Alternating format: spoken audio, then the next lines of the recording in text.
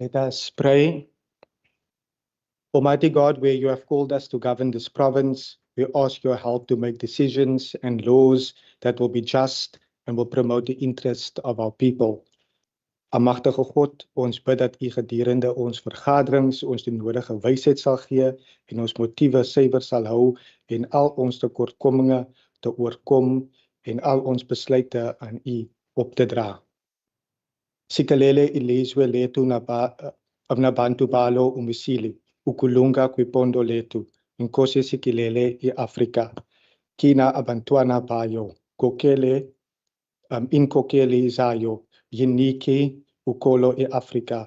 All this we beg in your holy name. Amen. Please be seated. At this time, I would like to welcome all the guests in the gallery, as well as those that are following on the online platform.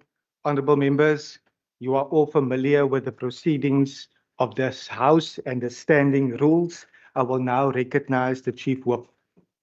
Thank you very much and good morning, Deputy Speaker. Deputy Speaker, I move that notwithstanding the provisions of Rule 20, subsection 1, that the House resolves that the sitting on Thursday, the 19th of March 2026 shall commence at 10 a.m.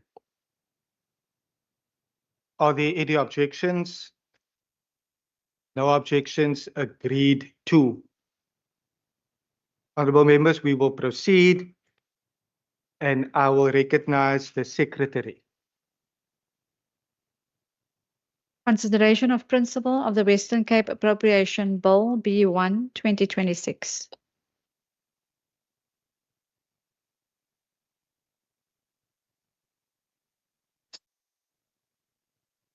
I now recognize the Honorable Minister, Minister Bartman. Thank you, Honourable Deputy Speaker, Honourable Members of the Executive, Honourable Leader of the Opposition, Honourable Members, special guests and residents of the Western Cape.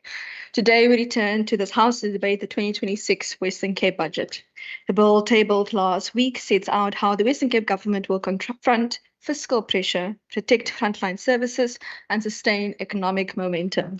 This debate gives us the space to test whether those choices meet the needs of our residents. This 285.8 billion rand budget, of which 93.538 billion rand will be appropriated in 2026-27, focuses on growth supported by discipline and care. Growth ensures opportunity, discipline ensures every rand is directed towards impact, and care ensures that services remain accessible and kind.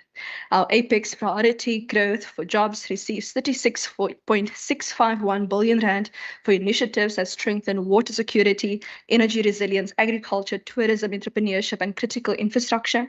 Our safety priority is allocated 8.595 billion rand for violence prevention programs, expanding parenting and family strengthening work, substance abuse prevention and treatment, and law enforcement.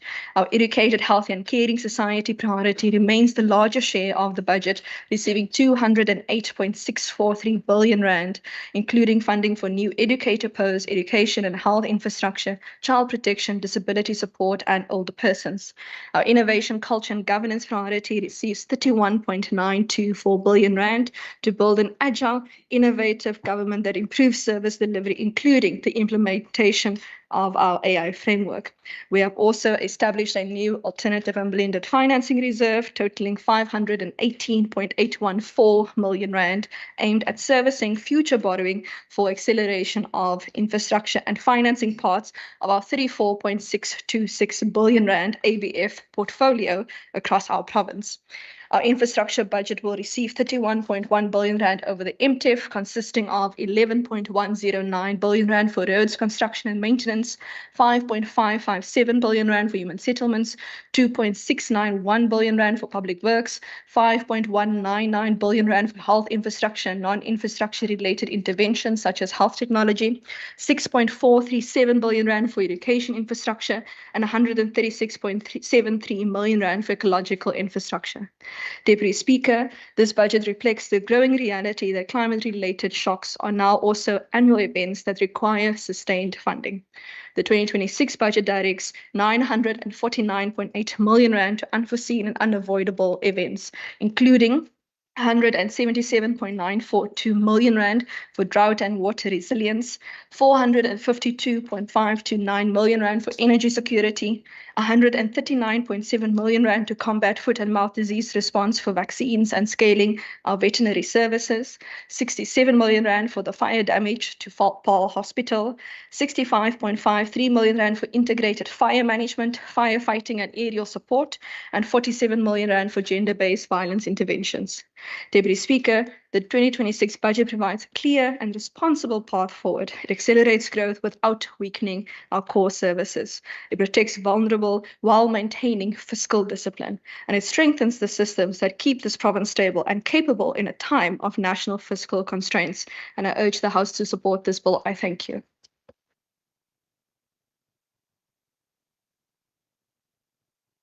Honourable Minister, I recognize the Honourable Syed. So let me be proper and rephrase that as well. The Leader of the Official Opposition, Honourable Syed.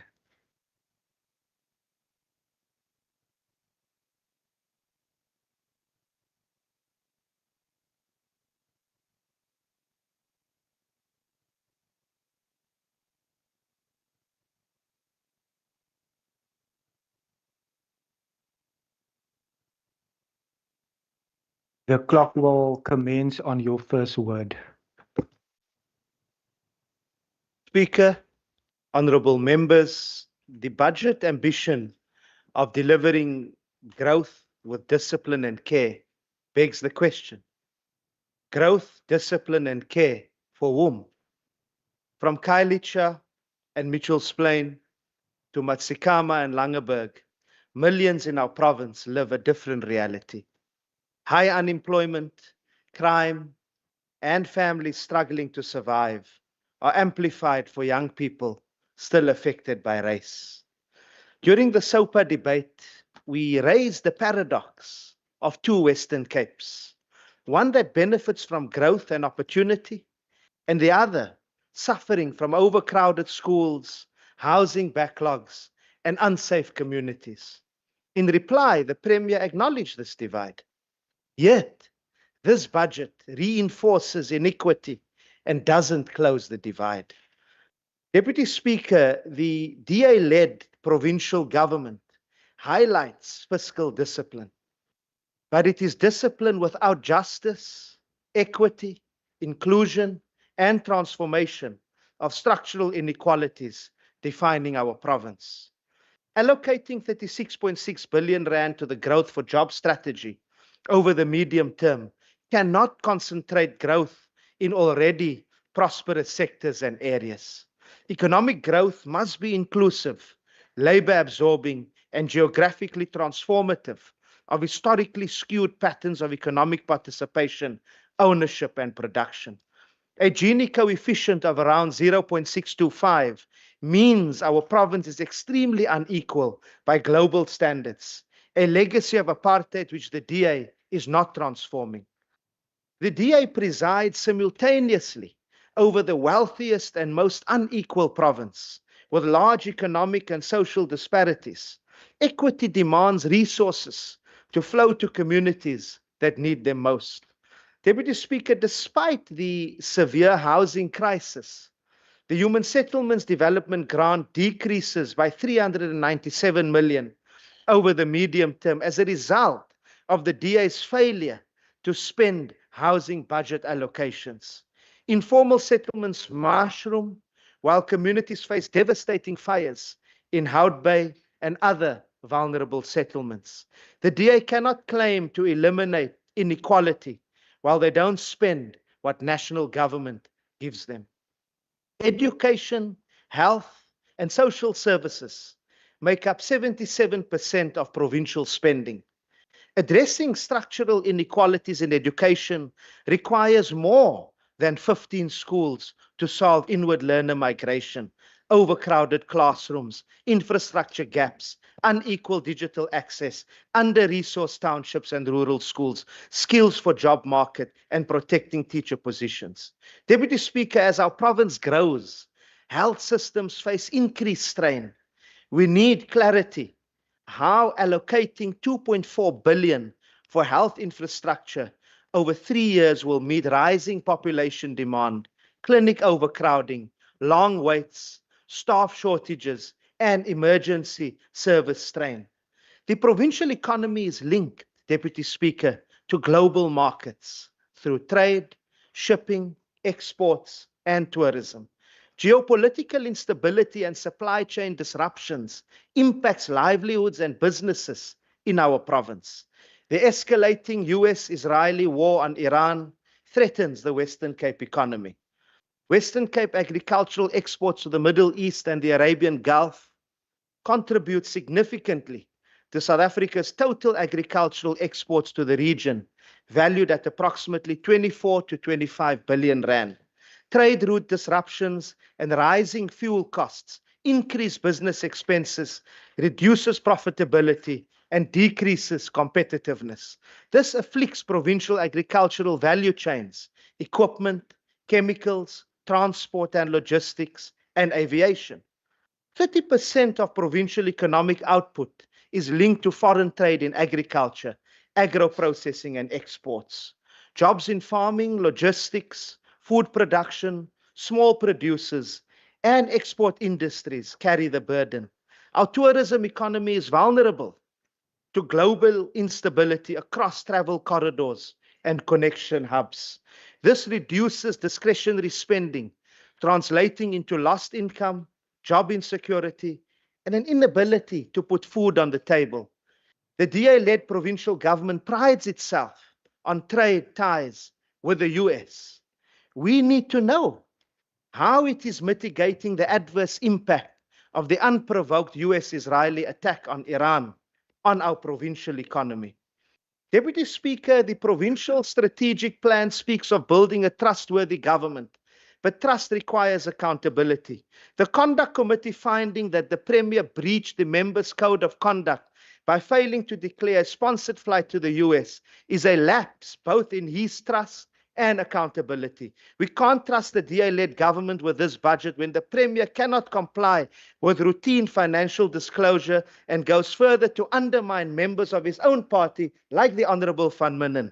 Our people expect accountability and transparency to apply equally to everyone, including the Premier. The Premier lacks the integrity to resign, and the DA lacks the leadership to recall him. He cannot be trusted to lead government or implement the budget and the provincial Honourable strategic Syed, plan your time and has eliminate the expired. divide of two Western Capes. I thank you. Thank you so much. Honourable members, I did not want to interrupt the Honourable Syed from delivering his input. And I want to say from the very onset that holding up placards will not be allowed in the chamber. I have consulted with the table staff. So the holding up of placards will not be allowed. There's a speakers list, and any particular member wishing that's on the speakers list are able to make their inputs at that particular time. I see the Chief Whip of the Official Opposition. Thank you, Speaker. Respectfully, Speaker.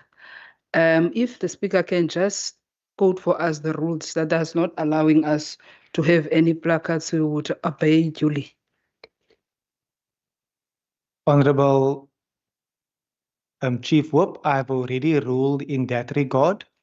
I've engaged with the table staff. Placards will not be allowed.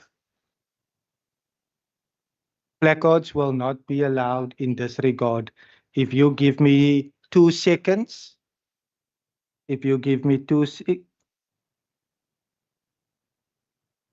we have not set precedent as far as I'm aware, but what I will rule now is that placards will not be allowed. I've now made my ruling. Members.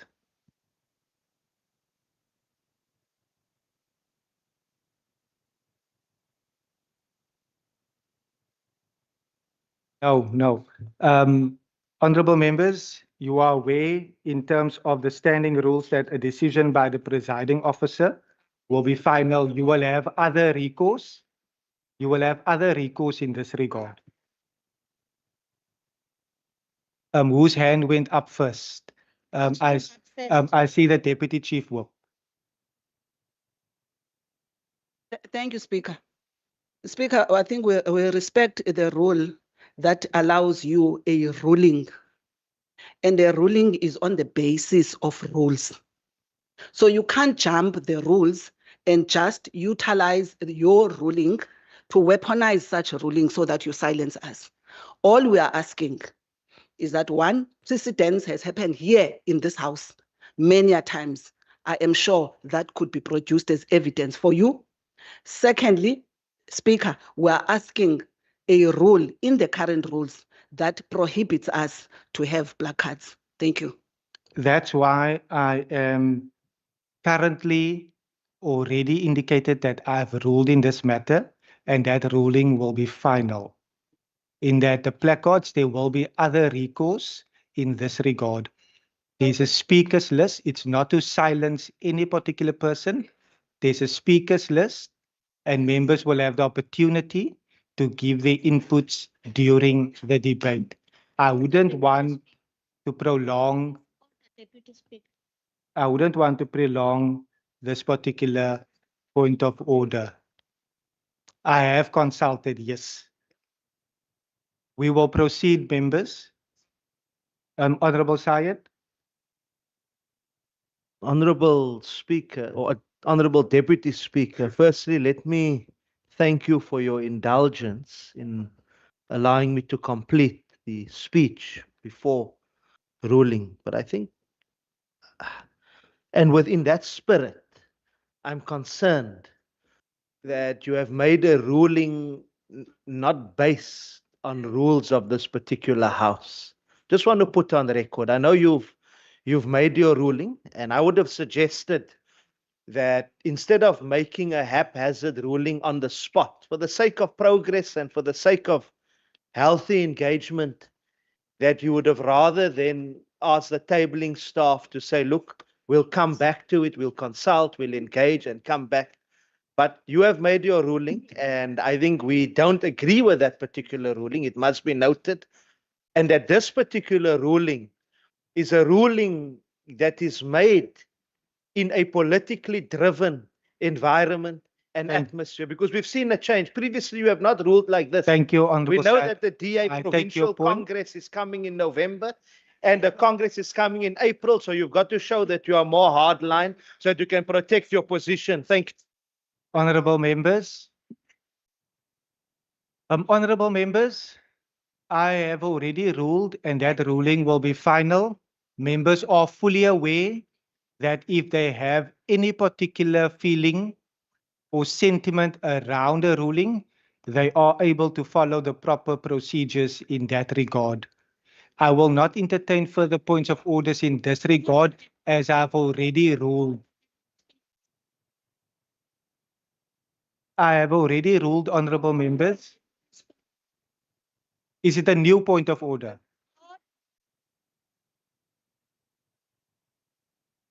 Honorable members, I have already ruled there is recourse for you. There is rule. All members will have an opportunity on the speakers list. In Parliament, you must be guided by the rules. Where is that standing rule that you are referring to? I will take guidance from the secretary at this stage. You are using your common sense.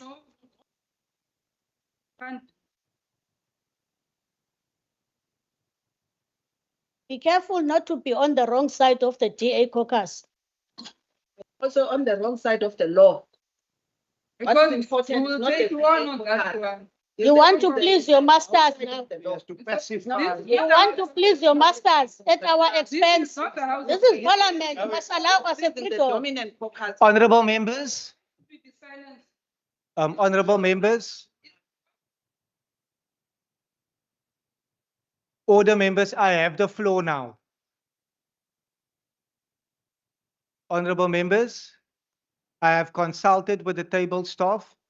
I have already ruled in this regard, and that ruling is final. There is recourse for any member should they be unhappy with the ruling of a presiding officer. We will now proceed. We will now proceed. I will call members to order. If not,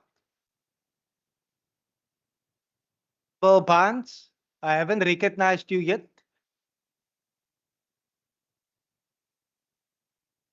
Honorable members,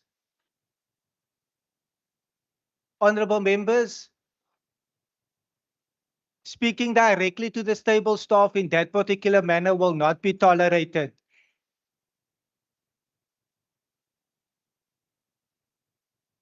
Honorable members, any member who is unhappy with a ruling, let me state it clearly for you.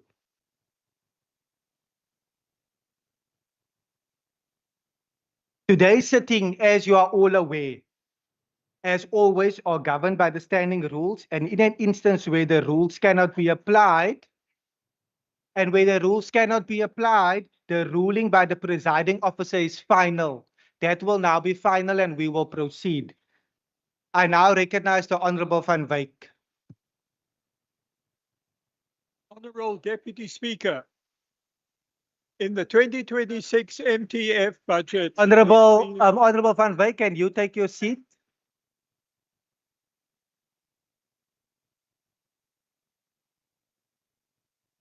Honorable Van Wyk, can you, Honorable Barnes?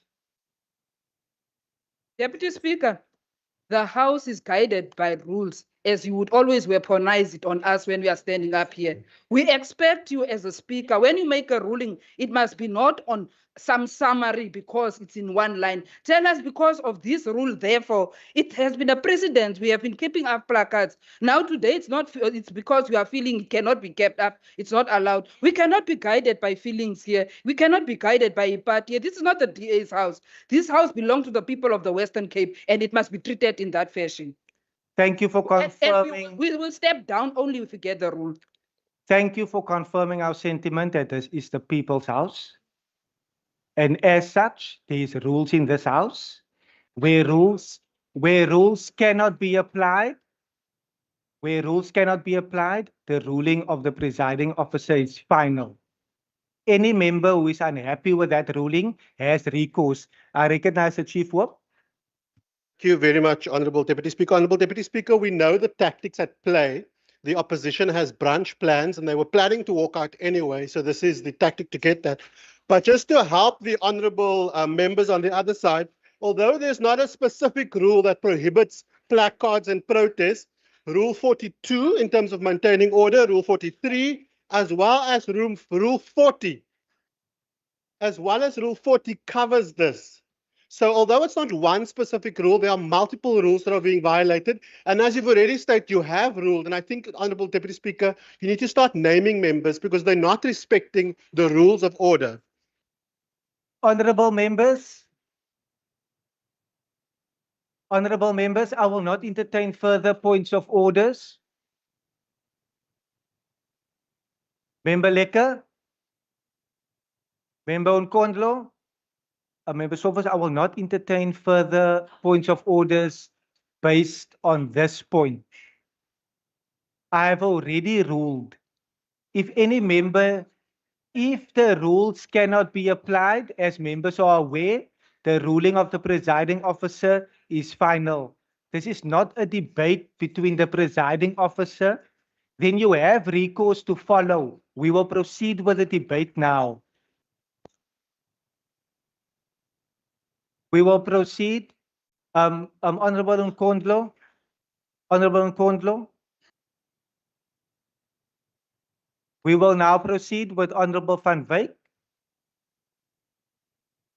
Honourable Deputy Speaker, in the 2026 MTF budget, there has been a clear message that the Western Cape is the Honourable members, I've received, Honourable Van Wyk, can you please take your seat? I'm going to say the following, and that will be the end of this particular. I have received input and advice from the table staff. I've made a ruling. That ruling is final. if any member is unhappy, they are able to follow the procedures.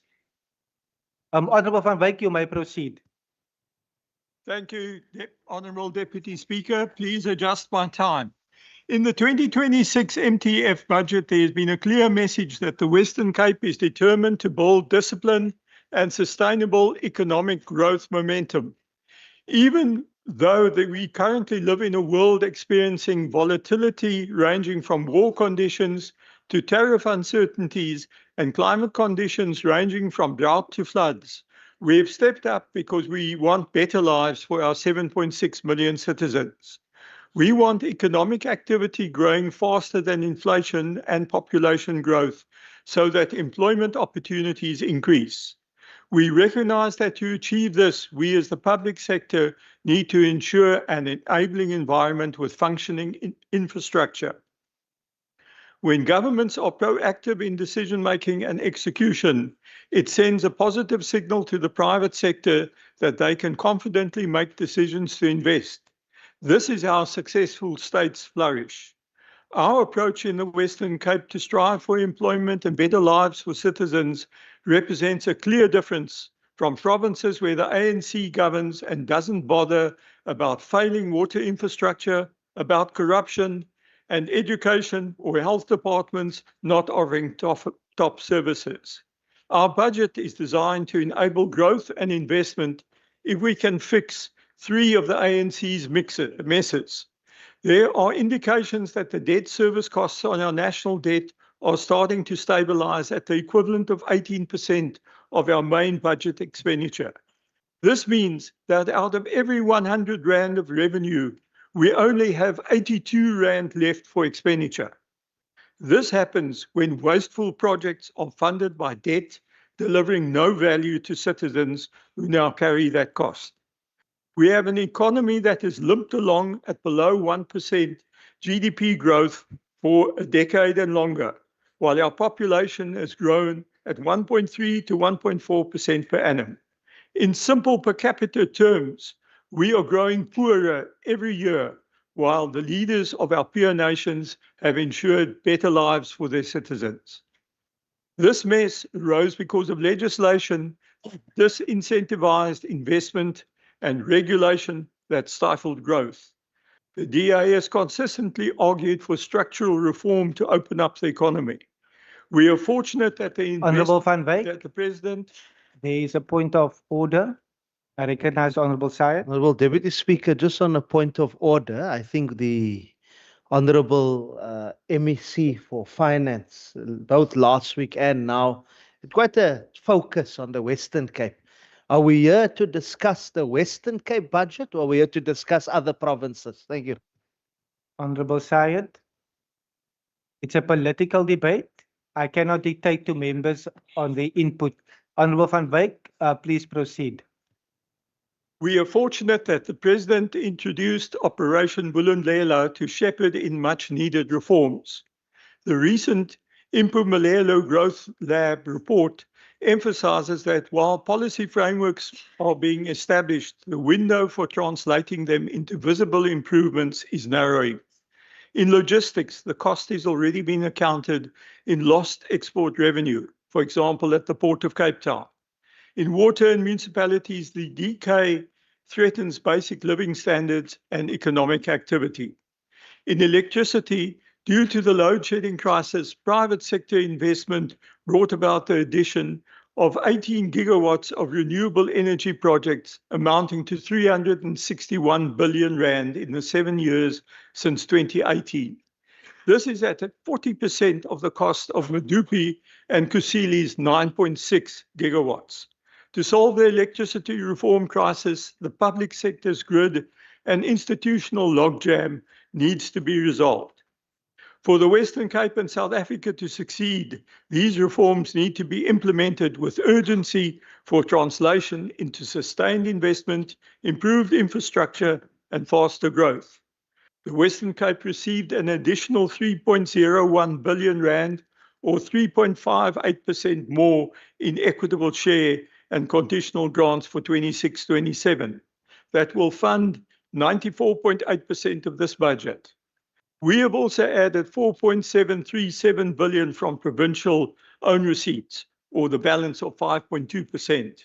For education, WCED will receive 35.108 billion rand, or 37.5% of the province's total budget, being 7.24% more than was spent in 25-26. For health, the budget amounts to 34.47 billion rand, or 36.8% of the total budgets. The increases in these two budgets take account of the additional funding provided in the national budget to cover compensation of employees in education and health and the employment of doctors. Education will be able to employ 701 teachers with 799 million rand and spend 330 million rand on maintenance and refurbishment of aging infrastructure. Over the medium-term expenditure framework, 6.437 billion rand will be spent on the construction of new schools through the Rapid School Build program. Honourable Deputy Speaker, it is important to note that the work that our provincial departments are continuing to do to support economic activity and growth by focusing on the G4J strategy to become a 1 trillion rand economy in real terms by 2035. This budget has highlighted earmarked allocations to promote and activate a wide range of projects across municipalities and sectors of society. 523 million rand will be spent across departments in 26-27, with more funding to follow over the MTEF as we deal with promoting energy and water resilience, promote economic development, tourism, agriculture, the township economy, put in place measures to deal with effects of climate incidents, work on freight rail revitalization, and move the alternative and blending finance program into phases of practical implementation. By implementing structural reforms, we encourage investment that drives economic activity to counter debt service costs, makes more funding available to spend on education, health, social services, and safety, while absorbing labour into the ranks Thank you, of the Honourable Van employed. Wyk. Honourable Speaker, in supporting this budget, Your we are time has signaling expired. investors that we welcome investment. Thank Thank you, Honourable Van Wyk. I recognize the Honourable Petrus.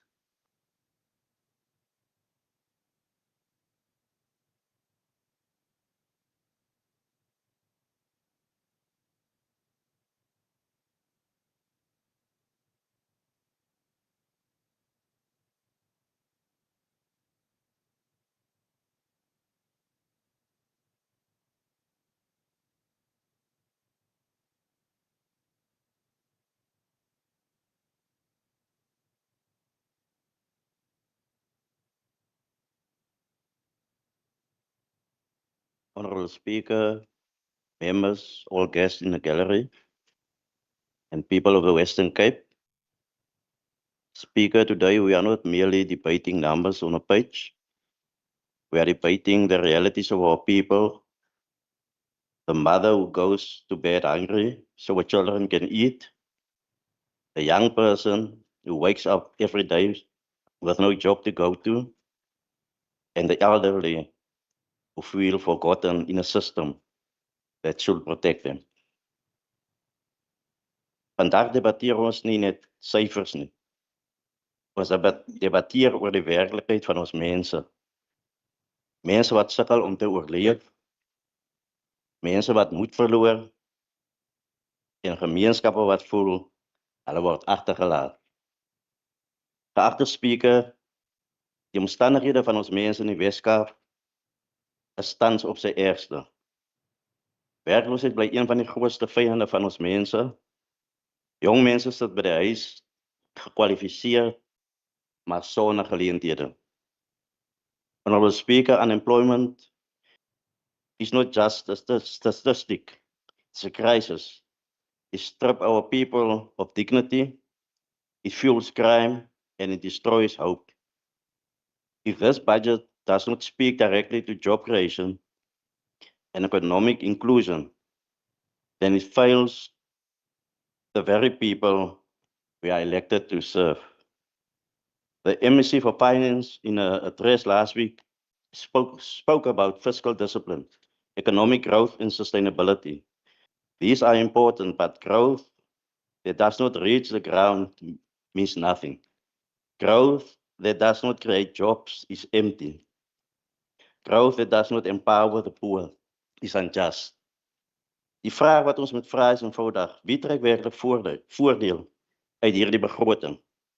Is dit die gewone man en vrou op straat, of is dit net 'n dokument wat goed klink op papier? How can we justify selling land that could be used for development while our people are crying out for housing? How do we explain to communities living in overcrowded conditions that there is no land available, yet land is being sold? Ons mense het nie nog beloftes nodig nie. Hulle het aksies nodig van hierdie regering. Honorable Speaker, the housing crisis in our province cannot be ignored any longer. We are urging all parties in this House to support the allocation of funds of the Urban Settlements Development Grant, or the USDG, which is mainly allocated to metros, to be allocated to rural areas as well, to ensure that our people, especially backyard dwellers, are assisted with dignity. En hier gaan ons as die PA al ons steun gee. Ons doen 'n beroep op alle partye om dit moontlik te maak vir die MEC van infrastruktuur van die Weskaap om 'n voorlegging te maak aan die nasionale regering sodat dit gewysig word, die grant gewysig word sodat alle mense ingesluit word. MEC, ons sal as die PA na afloop van hierdie sitting die voorlegging aan u voorsien. En ons sal waardeer as u daarna sal kyk. Baie dankie. Thank you, Honorable Petrus. I recognize the Honorable Kasim. Thank you, Deputy Speaker. Deputy Speaker, the budget allocation for this financial year once again does not speak to the lived realities of those communities that need it the most. When it comes to education, whilst the EFF supports the funding for the 701 new educator posts in the province at a cost of 799 million for this financial year, we do call for permanent posts for teachers and not mere contractual temporary posts, as the number of learners will continue to grow in this province. And if this is so should the number of permanent teachers. As the EFF, we are not convinced that 6.4 billion allocated for rapid infrastructure build programs will be enough to see the province having better school infrastructure and more classrooms in the medium term. When it comes to the safety plan of this province, Deputy Speaker, just over 8.5 billion is said to be allocated for safety in the medium term. However, the operational budget to fight crime directly appears to be extremely low, with 169.3 million intended to be allocated to neighborhood watches and policing forums, 20.9 million to street coaches, and 1.14 million towards LEAP. And whilst it is not clear what exactly these amounts are spent on when it comes to neighborhood watches and policing forums, it is very clear that the province has already lost millions, if not billions of rands on money spent on the so-called safety plan through the LEAP program, because the safety plan, Deputy Speaker, has not yet yielded any results as money is spent, but the crime and murder rate in this province continue to increase, more especially in our townships. Deputy Speaker, I find it sad that there's nothing mentioned about building more shelters for homeless people in this province. Lack of adequate shelters for homeless people in this province is an issue of ongoing concern and must be adequately addressed, as these are the most vulnerable people in our communities, alongside the elderly people and children, who many of them to date from forgotten communities across the province have been excluded in budget allocations under this Democratic Alliance government. Thank you, Deputy Speaker. Thank you, Honorable Kasim. I recognize the Honorable Masipa. Honorable Deputy Speaker, Premier, Ministers, members of this House, for the last 30 brutal, corrupt years under ANC rule, 3 harsh, undeniable realities have crushed the hopes of our people in Kailicha, Guguletu, Langa, Danun, Manenberg, Joslovo, Ramatlala, Johannesburg, Tshwane, Knysna, and communities across our country. The ANC government has taxed them relentlessly, squeezing every last rand from their pockets, their businesses, and their futures, unless they march in the streets or drag the state to court just to be heard. Then, after bleeding our people dry, they steal what they have taken through corruption, cadre deployment, state capture, and shameless looting, leaving hospitals without beds or medicines, schools without scholar transport, and millions jobless and without hope. Honorable Speaker, but there is one exceptional certainty at the tip of Africa. While ANC governments have taken taxpayers' money and destroyed livelihoods, the DA government delivers. In the municipalities where we govern, people's taxes return as real value. Clean water that flows, roads that don't swallow your car, electricity that stays on, jobs created and services delivered. The Democratic Alliance welcomes the decisive injection of over 139 million rands allocated to the Department of Agriculture for procurement of vital vaccines, plus additional support for veterinary services to combat the foot and mouth disease outbreak and safeguard our province livestock industry, farmers, jobs, and food security. Unlike under ANC governments, this money will be well spent. For over 30 years, failed, corrupt ANC-led system has dominated 8 provinces and national governance, delivering nothing but collapse, mismanagement, and betrayal. Billions looted through cadre deployment and state capture, essential infrastructure from vaccine production facilities like honest-to-God biological products to water system, deliberately neglected, corrupted, and left to rot. Crisis met with denial, delays, finger-pointing, and zero accountability. What were the results, honorable members? A national foot and mouth disease outbreak that has ravaged livestock across all provinces, crippling rural economies and threatening exports because the ANC's broken systems couldn't act swiftly, coordinate effectively, or even produce vaccines domestically for decades due to institutional decay and corruption. Yet, at the southern tip of Africa, the Western Cape stands as a beacon of hope and proof that clean, collaborative governance work. Under DA leadership, we have built a resilient, high-functioning, intergovernmental ecosystem that delivers results, not excuses. Now, facing the foot and mouth disease crisis, a provincial war room has been established, uniting departments, municipalities, private veterinarians, farmers, Agri-Western Cape, and even private partners like ShopRite for urgent vaccine transport. Strict 24/7 border controls, movement permits, rapid surveillance, and a comprehensive 21-point plan response have been rolled out with thousands of vaccines delivered and administered. This is what clean governance look like: swift, transparent, collaborative, and focused on outcomes. Contrast this with the broken, corrupt ANC-run local and provincial governments that dither and fail.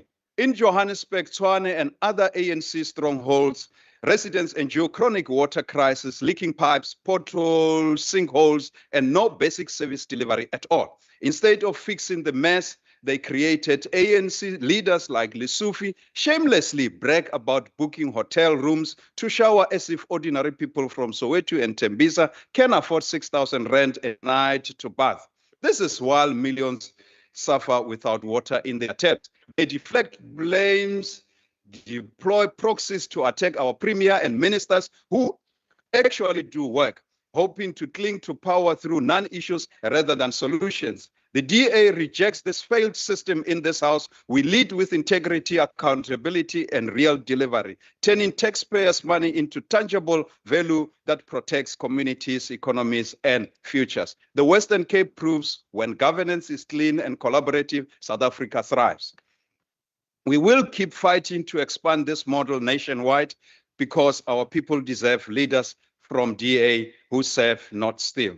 To the residents of the Western Cape, and in particular the EFF, it was the ANC that inherited functioning institutions like OBP and ARC, then systematically broke them over 30 years. Billions in annual allocations siphoned off through shameless corruption, capacity guarded, infrastructure left to rot. When relief funds finally arrived to fix the mess, the ANC stole those too. Then had the audacity to complain about the very problem they have created. They loot the money and whine about the wreckage. This is not governance. This is betrayal. As Nelson Mandela once said, success will require an acceptance that in many aspects we are a sick society. The ANC has made us that sick society. They don't deserve to co-govern with the DA, not even close. Even SACP is distancing itself from ANC. Our mission starting in 2026, vote ANC out. Purge corrupt ANC politicians from power. Ensure they never claw their way Order, back members. into the city of Cape Town. It is totally unacceptable for a party elected by the people to then ignore them completely while stealing from them and leaving them in crisis. As Winston Churchill puts it, success is not final. Failure is not fatal. It is the courage to continue that counts. We in the Democratic Alliance have that courage. We deliver clean, accountable governance. We fix that what they broke, and we will keep fighting until every resident gets the leadership they deserve, not the theft they have endured. No more excuses, no more looting. Time to end the ANC failure is now. Honorable Speaker, the DA backs Minister Bartman's growth-focused budget. ANC noise in the House is shameful and rejected. I thank you, Honorable Speaker.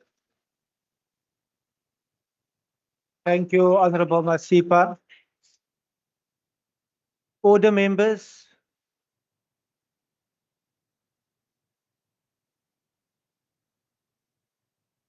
Order, members. Before we proceed,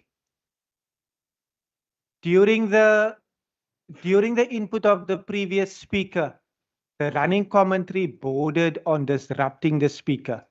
I would want to caution members against running commentary. There is a speakers list. There is a speakers list. We now see the Honorable Michaels. Dankie, Deputy Speaker.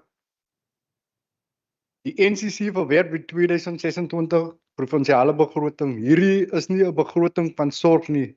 Hierdie is 'n begroting van berekende verwaarlosing. Wanneer 'n mens die aanbieding van die provinsiale tesourie ontleed, word dit duidelik dat die Wes-Kaapse regering steeds ekonomiese groei prioritiseer vir beleggers, korporasies en goedgeplaaste elites, terwyl die werkersklas en armes vasgevang bly in armoede en uitsluiting. Die aanbieding verklaar trots dat die provinsie 285,8 miljard oor middeltermyn uitgawe raamwerk sal bestee, met 36,6 miljard aan die portfolio Growth for Jobs toegeken word, met die fokus op ekonomiese uitbreiding en besigheidsontwikkeling. Maar agbare lede, groei vir wie? Want vir die gemeenskappe van die Kaapse vlakte, die Oeverberg, die Weskus en die landelike dorpe waar die meerderheid werkersklas breinmense woon, het daardie groei nog nie vertaal na waardigheid, geleenthede of ekonomiese geregtigheid nie. In eenvoudige taal beteken dit dat die regering toenemend ontwikkeling uitkontrakteer aan die privaat sektor, wat nuwe winsgeleenthede skep vir groot korporasies en beleggers, terwyl gewone mense afhanklik bly van krimpende openbare dienste. Speaker, tog vir hierdie begroting sogenaamde fiskale konsolidasie en dissipline, terwyl dit terselfdertyd erken dat bevolkingsgroei vinniger toeneem as die reële per capita provinsiale finansiering, wat beteken dat die hulpbronne wat elke inwoner beskikbaar is in werklikheid afneem. Dit is nie dissipline nie. Dit is soberheidsbeleid wat op armes afgedwing word, en die gevolge daarvan is sigbaar reg oor die Weskaap. Terwyl die provinsie ekonomiese prestasies uitlig, is die werklikheid in baie werkersklasgemeenskappe werkloosheid, bendegeweld en diep sosiale ongelykheid. Speaker, die Wes-Kaapse regering hou daarvan om homself voor te stel as 'n model van goeie regering, maar hierdie begroting ontbloot 'n diepe strukturele ongeregtigheid. Beleggings vloei steeds na sektore soos finansies, toerisme, handel en eiendom, nywerhede wat oorwegend deur groot koöperatiewe belange oorheel word, terwyl die ruimtelike nalatenskap van apartheid grootliks onaangeraak bly. Die gemeenskappe wat die swaarste deur armoede, werkloosheid en sosiale marginalisering geraak word, is steeds dieselfde gemeenskappe wat histories uitgesluit was, die bruin werkersklas en die swart werkersklas. Die NCC vra dis die eenvoudige vraag: waar is die grondhervorming vir werkersklasgemeenskappe?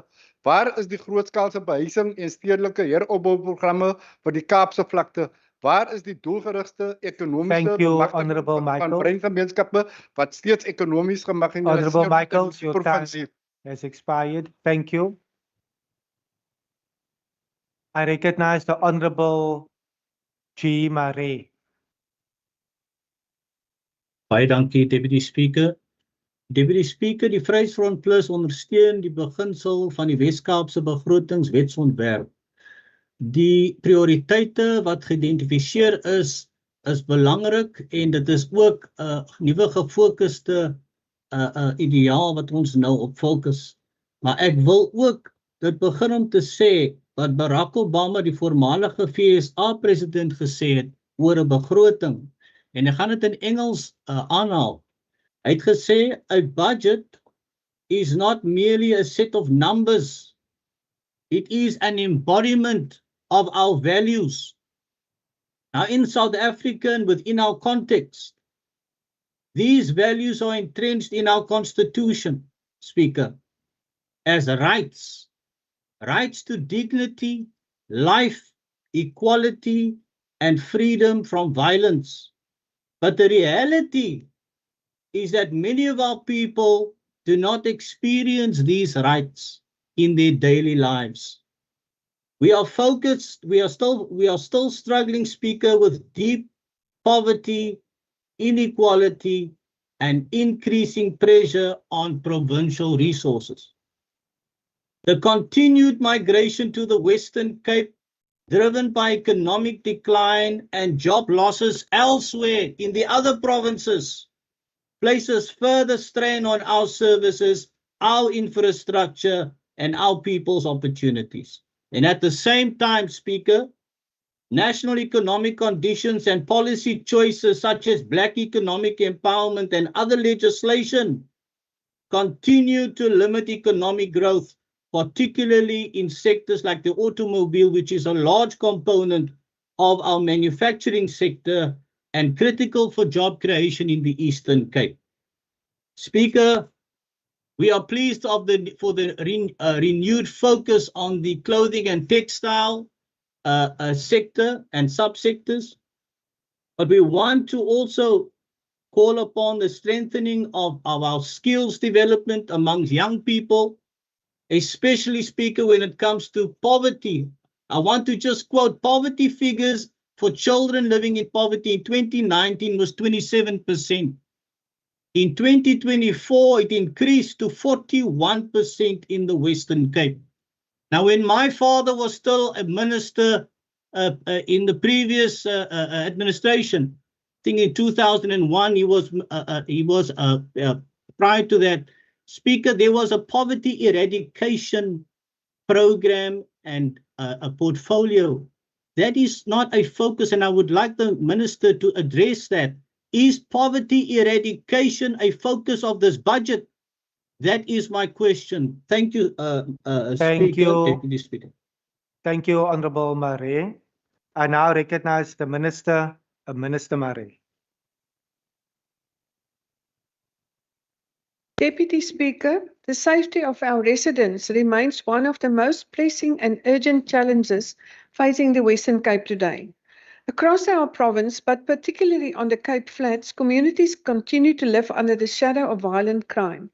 Gangsterism, extortion, and organized criminal activity have entrenched themselves in several areas, leaving residents to endure daily threats to their lives, their livelihoods, and their dignity.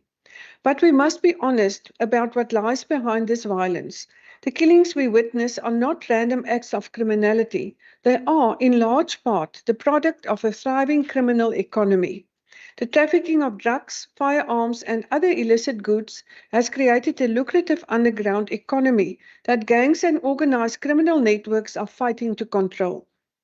Deputy Speaker, the impunity with which many of these criminal groups operate today did not arise overnight. It is the direct consequence of a decade and more of the systematic weakening of the South African Police Service. For years, instability within crime intelligence structures has undermined the ability of the police to gather and act on critical intelligence. Key specialized units have been hollowed out. Police stations in high crime areas remain under-resourced. Detective capacity has declined while case backlogs continue to grow. The national government has failed to prioritize the resourcing and capacitation of the SAPs in proportion to the scale of violent and organized crime in the country. The result is that the very communities suffering the highest levels of violent crime are often served by police stations operating below the staff levels required to perform their duties effectively. We are now living with the consequences of those failures. The long-term solution requires the urgent capacitation of the South African Police Service. National government must prioritize rebuilding the investigative and intelligence capacity of SAPs so that it can effectively confront organized crime and gangsterism. But while policing remains primarily a national competency, the Western Cape government has never stood back. Within the limits of our constitutional mandate, we have consistently stepped forward to support policing efforts, to strengthen community resilience and to soften the devastating impact of crime on our residents. Over the past several years, we have made substantial investments to support law enforcement through initiatives such as the Law Enforcement Advancement Plan, which demonstrated measurable impact in targeted areas. Beyond LEAP, we are continuously investing in specialized canine units to assist in the detection of firearms, drugs, and explosives. We have expanded our peace officer program to ensure that trained personnel can assist with public safety functions and community-based interventions. Deputy Speaker, our commitment to accountability and oversight remains equally strong.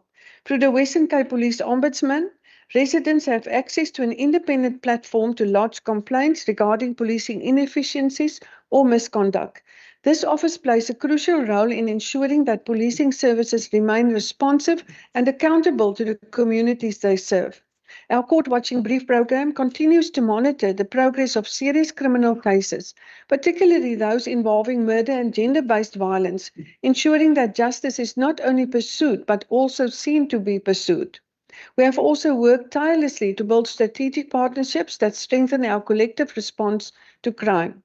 Our collaboration with organizations such as the Institute for Security Studies, the Global Initiative Against Transnational Organized Crime, and the Hans Seidel Foundation has brought international expertise and research capacity into our efforts to better understand organized criminal networks and support efforts in disrupting their operations.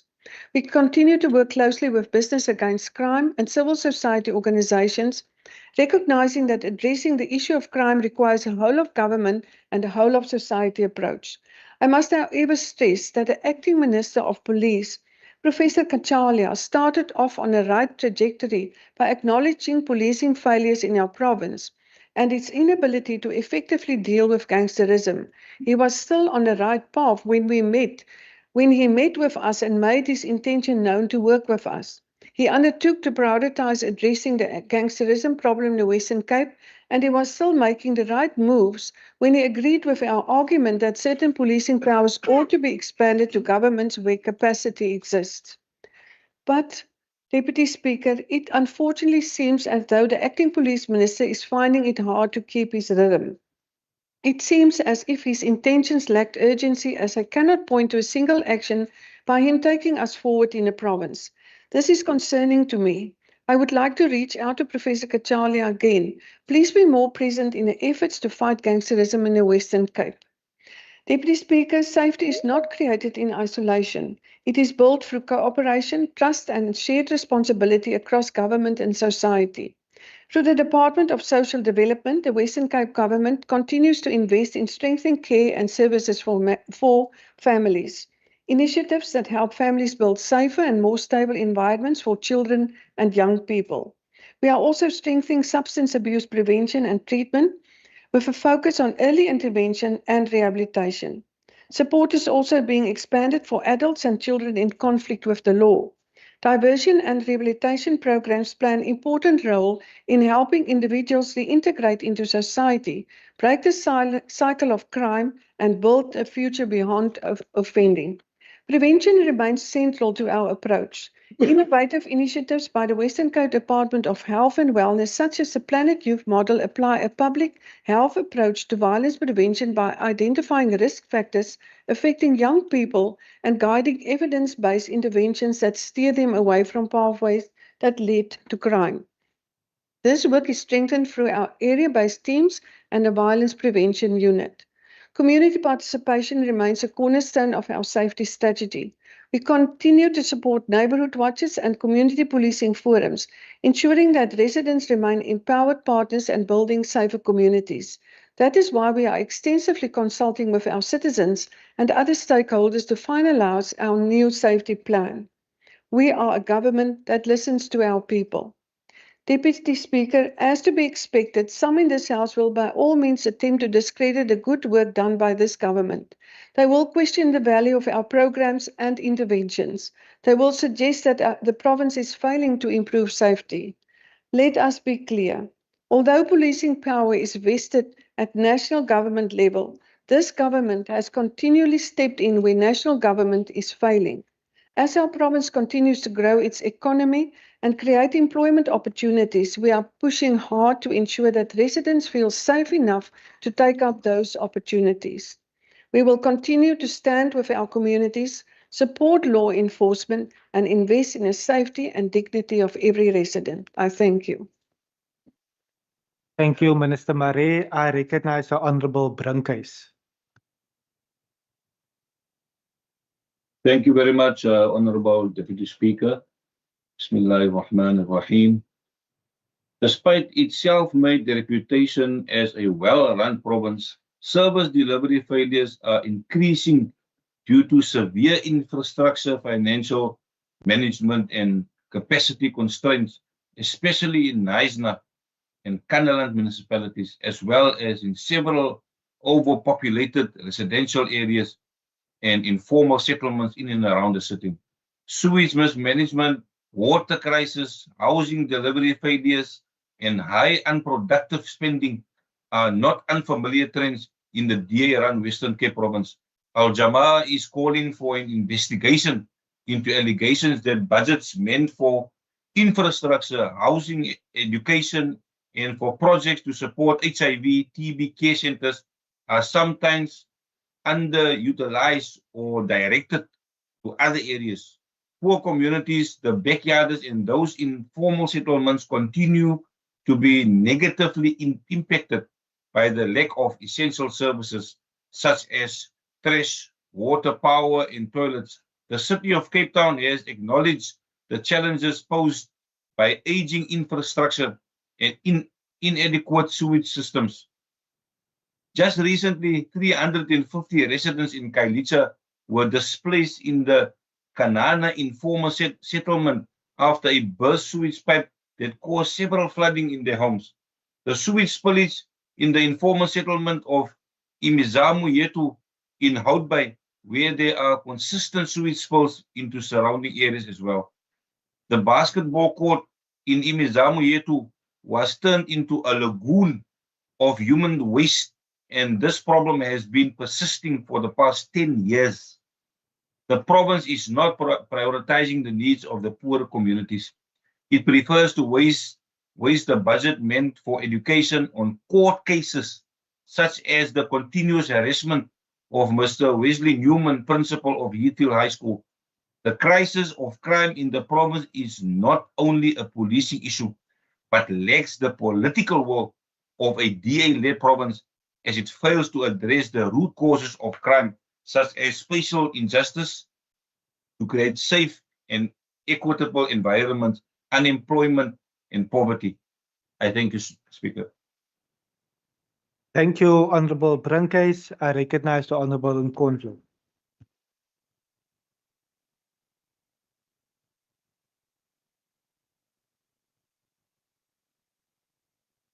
As one takes podium to participate in this debate, one must remind all of us that we are 48 hours away from the Human Rights Day, recognized and commemorated by our country under a democratic rule. In line with the point made by the Premier in his State of the Province address about recalling the history of the people of our country and province, this history is the main feature and stand truth as to who we are, as where we have been marks the personality that is who we are, more so than what we say we wish or tell others we are. What history lies in the human rights character of this country and this province that is embellished in its economy and its architecture. That a 91.721 billion as a total provincial receipts should respond to. Today, I wish to bring to this House the part of history that our provincial government, from the State of the Province address to this current budget, refuses to acknowledge.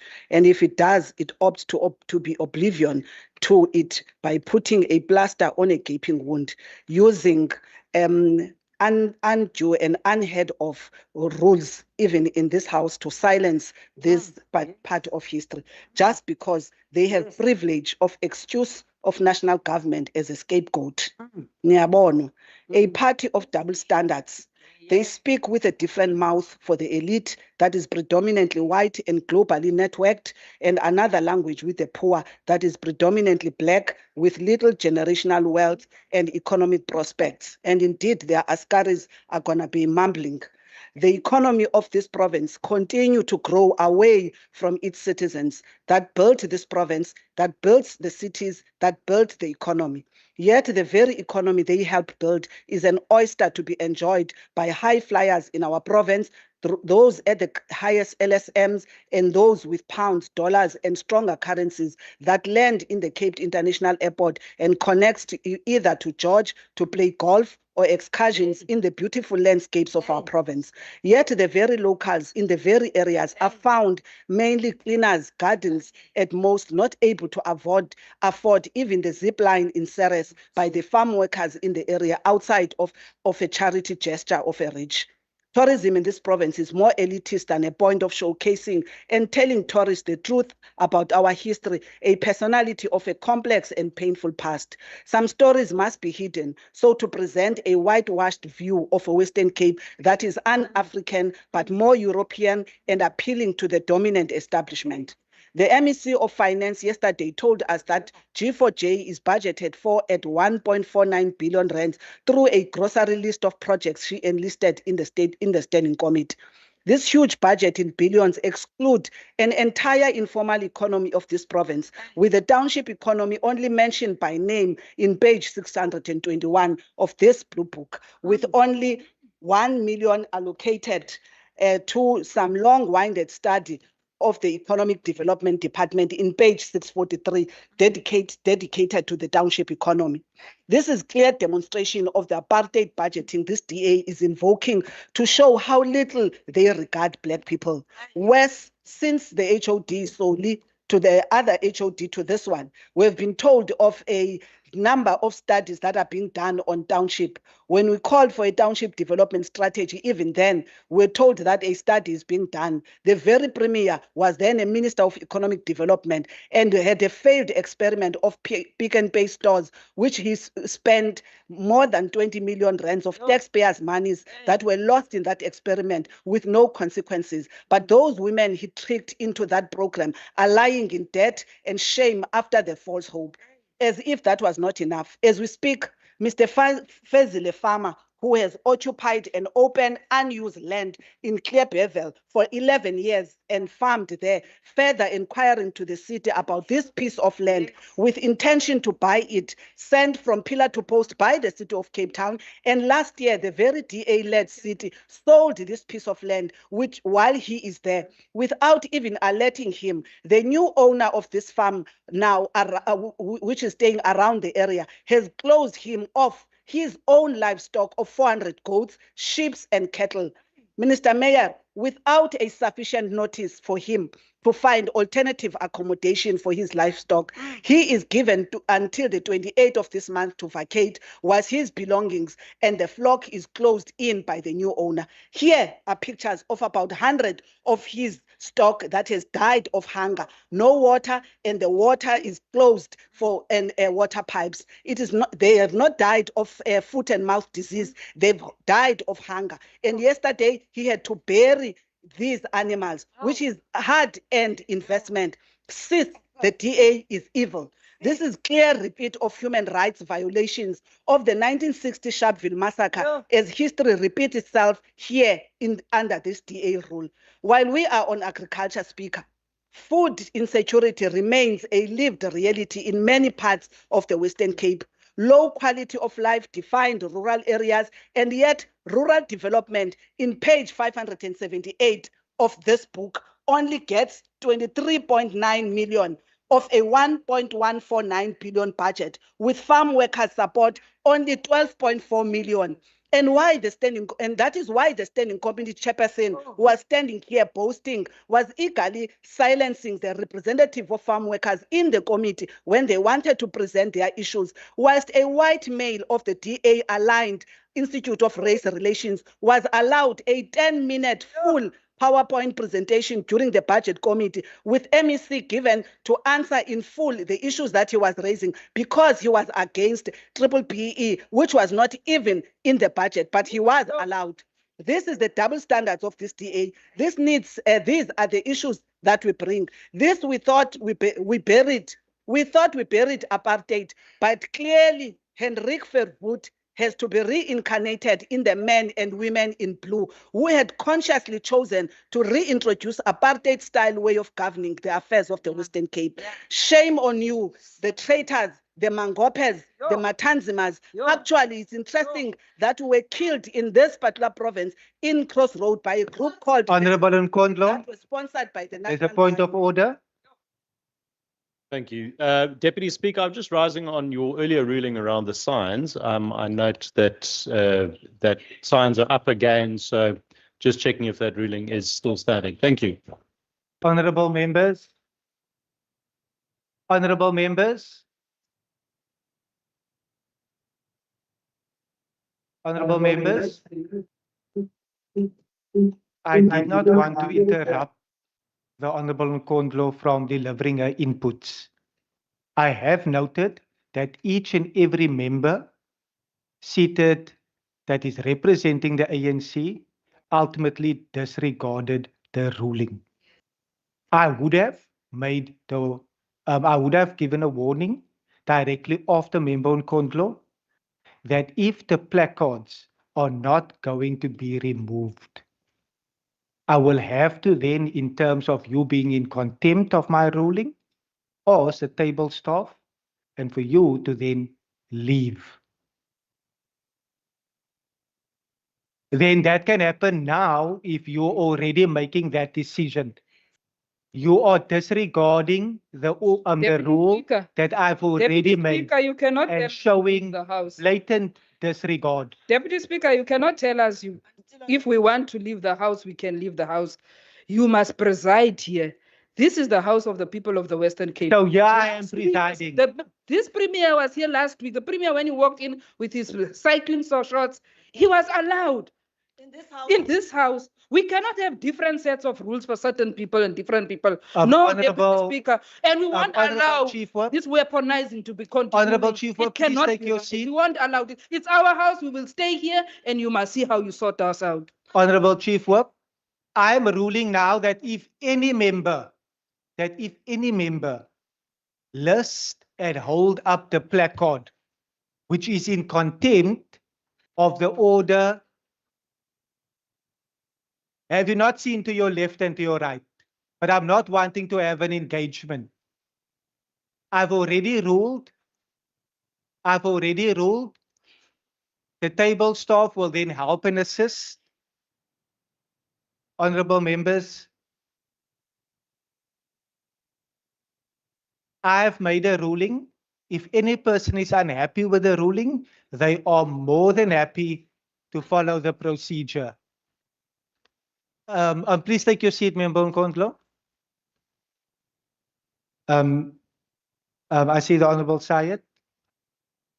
Honorable Deputy Speaker, I'm glad that the time is still, that you've stopped the clock, because the Honorable Deputy Chief Whip still has to conclude. Deputy Speaker, I think the reason as to why it seems as if the House is descending into chaos is not because of the members who are holding up placards. It's because of the manner in which you ruled. Reflect on that. You cannot rule based on no rule. And we understand also you are under pressure because of congresses. We do understand. Honorable Syed, please but take it's your not seat. justifiable. Please The take your Premier was seat. protected last week for coming in half naked into a sitting, Honorable Syed. disrespecting his position. And we've seen speakers consistently. Honorable Syed, please take your MECs hold seat. up placards when they speak, but they're allowed to. Honorable This is Syed, completely unacceptable. please take your Deputy seat. Speaker. Honorable Syed, Honorable Syed, before I recognize the Honorable Michaels, I have made a ruling. The presiding officer is that where the rule is not explicit, the ruling by the presiding officer is final. I've made a ruling based on the placards. I've made a ruling based on the placards that it will not be entertained and you will not be allowed to display that placards. You have deliberately ignored the ruling. You have blatantly showed disregard. And this is now a warning that if there's any further placard, then I will ask the Sergeant at Arms to help and assist in that regard. And that will be final. If any person is unhappy, they are more than welcome to follow the process. Speaker, Michaels? Speaker, ek dink ek raak nou baie bekommerd as ons begin rules gaat maak wat nie deel is van die rules nie. Want ons is besig nou om dan 'n lelike president te skep, want u Deputy Speaker, u kan nou enige tyd dan kom en u eie rules moet nou maak. Dit is wat u nou eintlik vandag hier vir ons sê en dit is 'n definite ek wil van die NCC se kant af wil ek hê dit moet genoud word dat ons is happy met dit wat u nou doen as Deputy Speaker nie. Thank you so much. Your comments is noted. It's not to come here and make rules as I see fit. There is recourse that if any member is unhappy, they are able to follow that process. I will ask the Sergeant at Arms to make sure that the placards.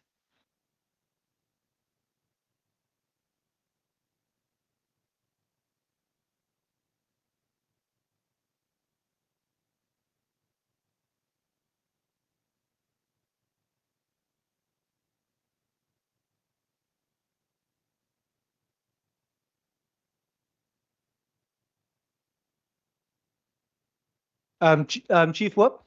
Deputy Speaker, the honourable member who's indicating that you are abusing the Sergeant at Arms is in violation of Rule 62. She's seriously reflecting on your integrity as the presiding officer, and I ask that you rule on that, please. Honourable On a members. point of order. Honourable members.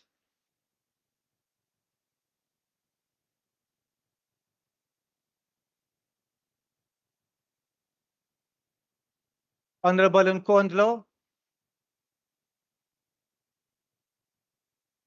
Order, members.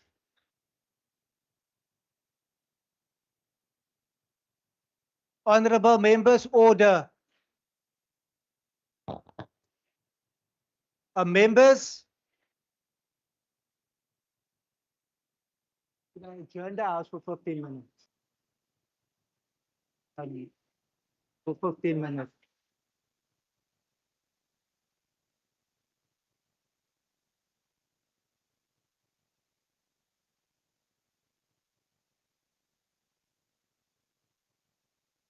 Honourable members, I am going to suspend the proceedings for 15 minutes.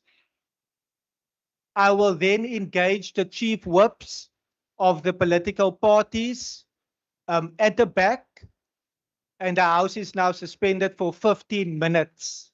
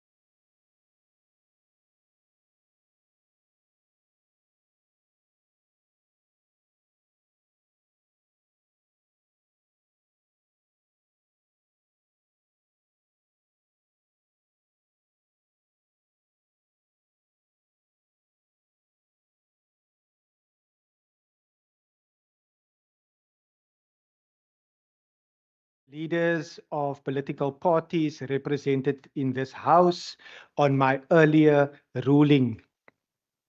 And on my earlier ruling and the blatant disregard of my ruling in the interest of preserving the decorum of this House and ultimately to continue with the business of the day. Honourable members, we have agreed that the member speaking as per the speaker's list will be allowed to display the blue book or a relevant poster as part of their speech. This is an interim arrangement as it is being referred to the Rules Committee for furtherance. We have that agreement among all political parties. I trust that we will now be able to proceed with the business of the day. There's 2 minutes and 2 seconds, and I recognize the Honourable Nkondlo. This very DA prides itself of what it claims is structural reforms. Yes, the very neoliberal and right-wing agenda of Trump, as there are many Trumps with their Boswell taking the clown in the circus they have relegated our democracy to. They bully anything not blue, and this House is a typical toothless institution that its budget is only 232.5 million as the smallest of all the 14 votes. How can a parliament mandated to allocate budget be reduced into a yabas with its tail in between its legs over the very department it is authorized in law and the constitution to oversight? More than 323.5 million of compensation of employees were not spent in the 2025-2026 financial year. This is the de-staffing policy as austerity aligned to DA neoliberal policy to weaken and hollow out state capacity as affirmed in the manifesto of the DA about lean governments, a decoy to build a case and justify private sector direct involvement in public affairs. DA hypocrisy to fight for increase in equitable share due to population growth, whilst not matching that with boots on the ground to service the very population and show the culprits and effects of the poor communities neglected why they abate using the loud mouth and demand increased share of the fiscus.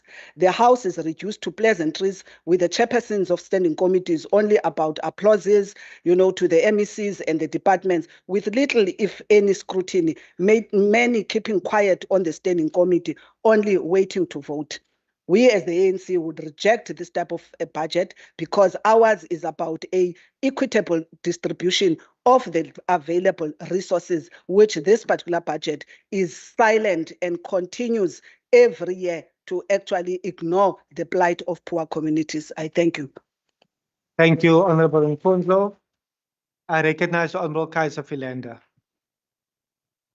Baie dankie agbare adjunkspreker, lede en mense van die Wes-Kaap. Die DA ondersteun hierdie begroting omdat dit meer doen as om net boeke te balanseer.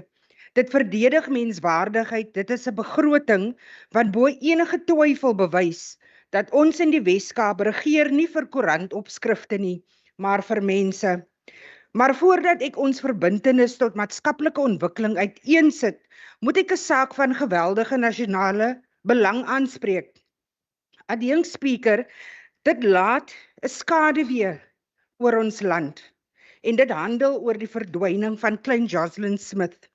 Deputy Speaker, this weekend, Minister Gayton McKenzie claimed to possess compelling new information regarding Jocelyn. Yet he stated he would only hand it to the acting police minister, apparently yesterday, but we haven't seen any Facebook Live to that effect. Let me be clear, this is not just poor politics, it is potentially unlawful. The Children's Act makes it mandatory to report any reasonable suspicion that a child is in need of care and protection. Failure to do so can constitute a criminal offence. Furthermore, the common law on kidnapping is clear. Anyone who knowingly withholds information that could assist in an investigation risks being treated as an accessory after the fact. This is about the principle of obstructing justice. Honourable Deputy Speaker, if this information is credible, there is a legal, ethical and constitutional duty rooted in the best interest of the child to act immediately. Not days after, not when the cameras are rolling. Deputy Speaker, while some play games with the lives of children for political gain, here in the Western Cape, where the DA governs, we are focused on action. Ons wag nie vir nasionale chaos om te bedaar nie. Deur die ad hoc komitee vir die hervorming van kinderbeskerming, waarvan ek die eer het om die voorsitter te wees, gaan ons poog om die stelsel reg te maak. Ons gaan die gapings in wetgewing hersien, koördinering tussen regeringsdepartemente verbeter en die misbruik, verwaarlosing en mensenhandel aanspreek. Ons doen die werk, adjunct Speaker. And this budget proves it. Over the 2026 MTF, the Department of Social Development receives an additional 285 million rand. To protect our most vulnerable, we are injecting 31.2 million into designated child protection organizations and a further 94.9 million into non-designated NPOs.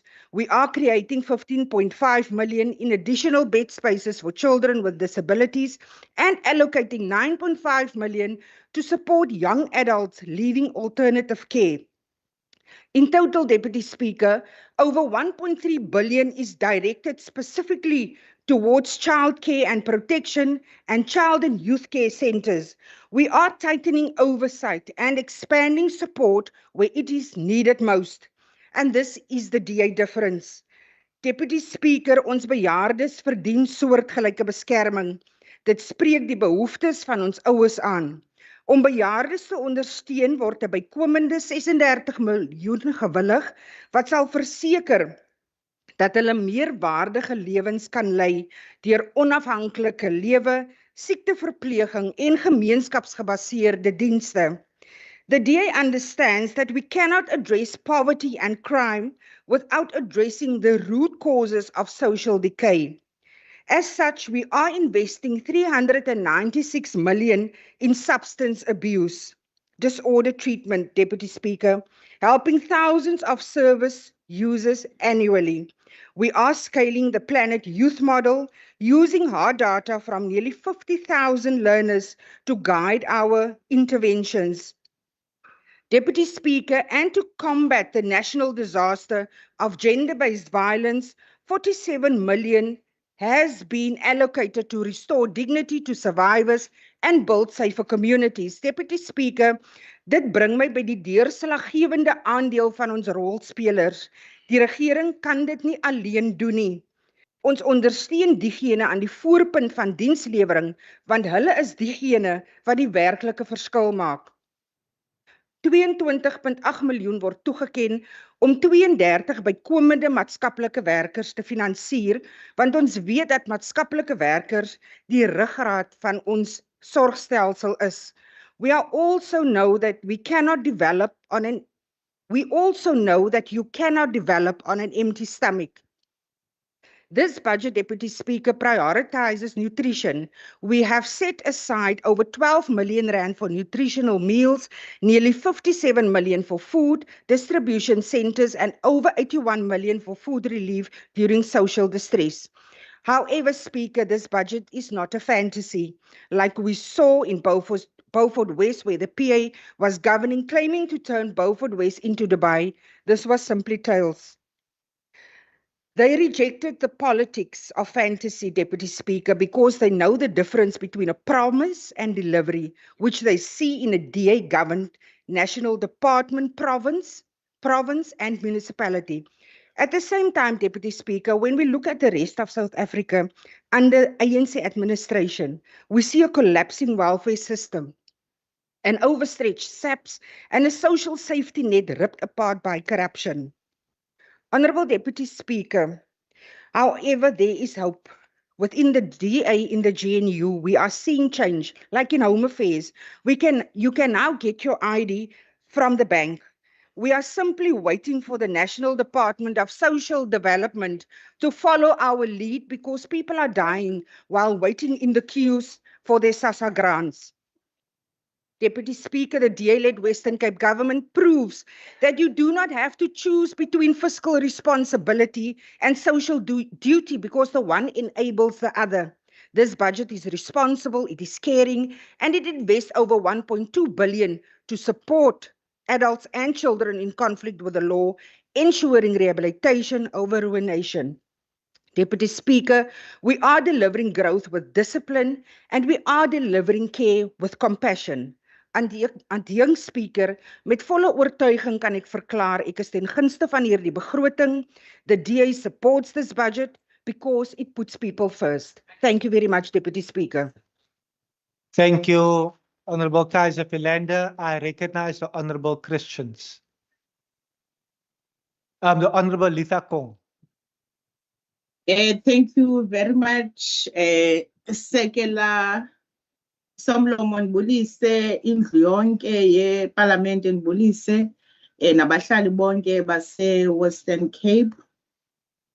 Speaker on infrastructure, the 5 billion allocated to human settlements over the medium term is not enough to even make a dent to the ever-increasing housing backlog in the province, which now sits at almost 7,000 according to the so-called housing waiting list. Speaker, the rate in which this province makes housing opportunities available to our people is extremely low and met by unkept promises and unspent funds, which end up being returned to National Treasury, while our people continue to live in unhabitual shacks and unconducive environments. And on employment, Speaker, not all people in the province want to conventional employment opportunities where they report to an employer on a daily basis, where majority of our poor people earn peanuts in any event. Our people need funding opportunities so that they can start businesses and becoming self-employed, self-reliant, and self-sustainable. Speaker, I was shocked to hear the Minister of Finance telling this House during the budget speech that a mere 3 million will be allocated over the medium term to support enterprise development through the Department of Economic Development and Tourism. Speaker, our people deserve better, and it's no longer viable to leave the issue of employment on private sector to create jobs. We need an intervention state which will empower our people to be entrepreneurs themselves. While it is true that not everyone can be an entrepreneur, however, that should be an endeavor we are all venturing into and certainly promoting. Thank you so much. Your time has expired. Thank you. I recognize the Honorable Christians. Thank you, Deputy Speaker. Deputy Speaker, I rise on behalf of the ACDP in response to the budget tabled by Minister Deirdre Baartman on the 12th of March. Deputy Speaker, we acknowledge the strategy for growth for jobs, yet we are duty-bound to emphasize economic growth must translate into tangible opportunities for the people of the Western Cape. Growth without inclusion risks deepening inequality, particularly in communities already burdened by poverty and unemployment. The target of reducing unemployment from 18.1% to 10% is commendable, but the ACDP cautions that such ambitious task requires bold, measurable interventions. More small businesses must be empowered. Red tape must be reduced. Without reliable electricity and safer communities, job creation will remain constrained. We must prioritize the informal sector, where many residents find their only means of survival. Speaker, turning to education, we recognize the ongoing investments when it comes to education, but we have major challenges. And I've spoken in the Standing Committee for Education, and I did make this plea to the committee. Speaker, what pains me is the amount of drugs being used and sold in our schools during school hours. Although the Western Cape Education Department has deployed school resource officers at our schools to ensure safety, drugs is derailing our learners from a prosperous future. At one school, I said, at one school where there's 1,000 learners, 102 learners were caught with drugs and selling drugs. Now, I'm not saying, Deputy Speaker, that these children must be expelled. Something must be done to save that child. So more money must be given to get social workers to attend to these problems because it's social problems. And speaking to the education department, they said to us that 7 and 8-year-olds is also using drugs at primary school. We have a major crisis.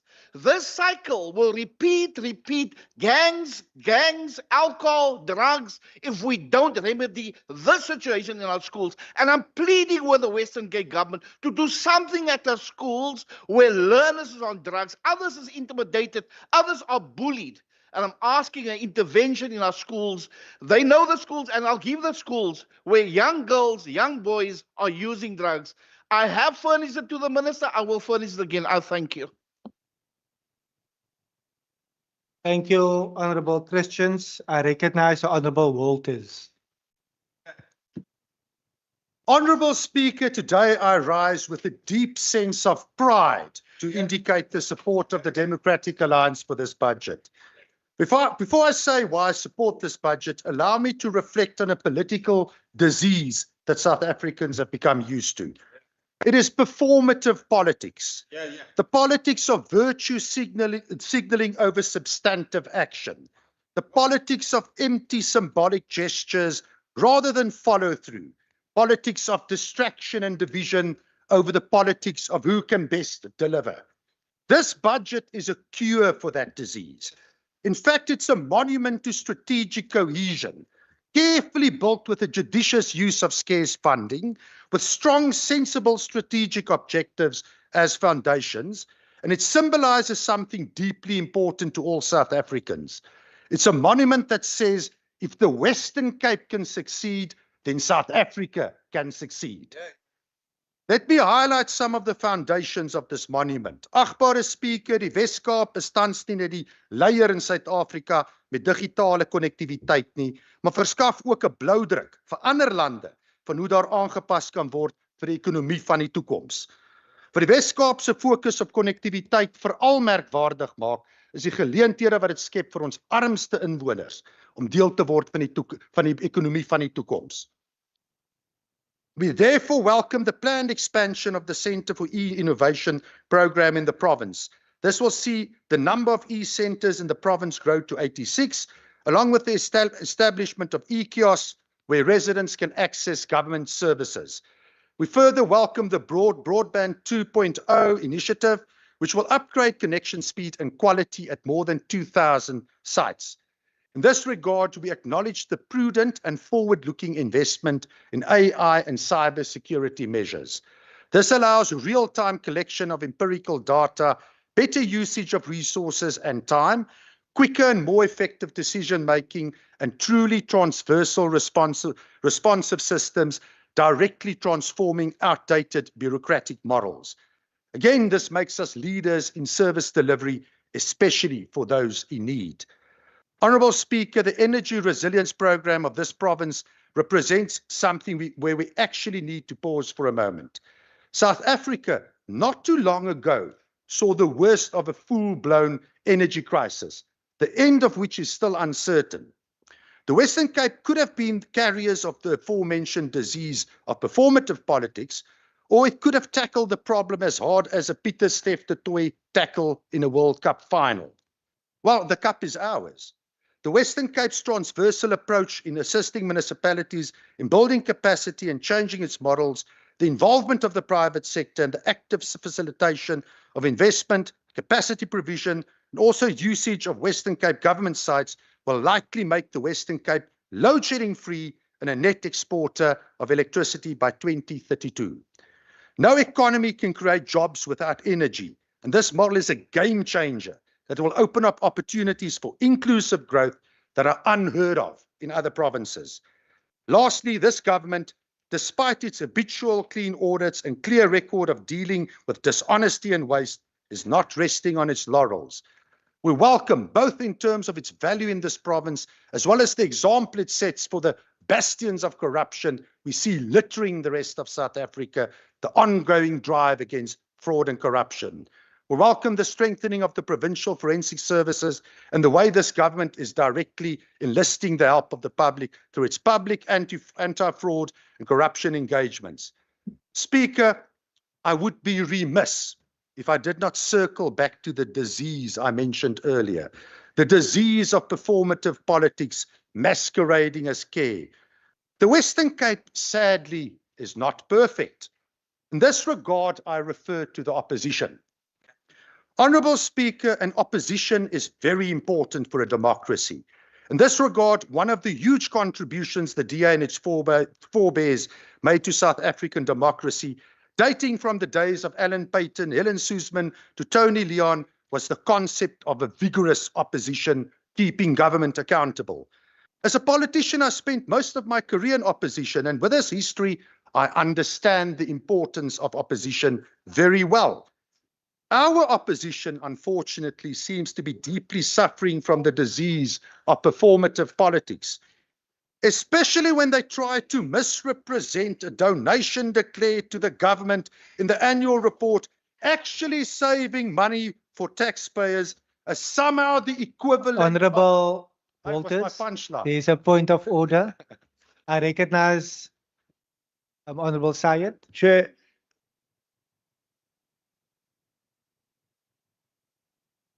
Chairperson of the session.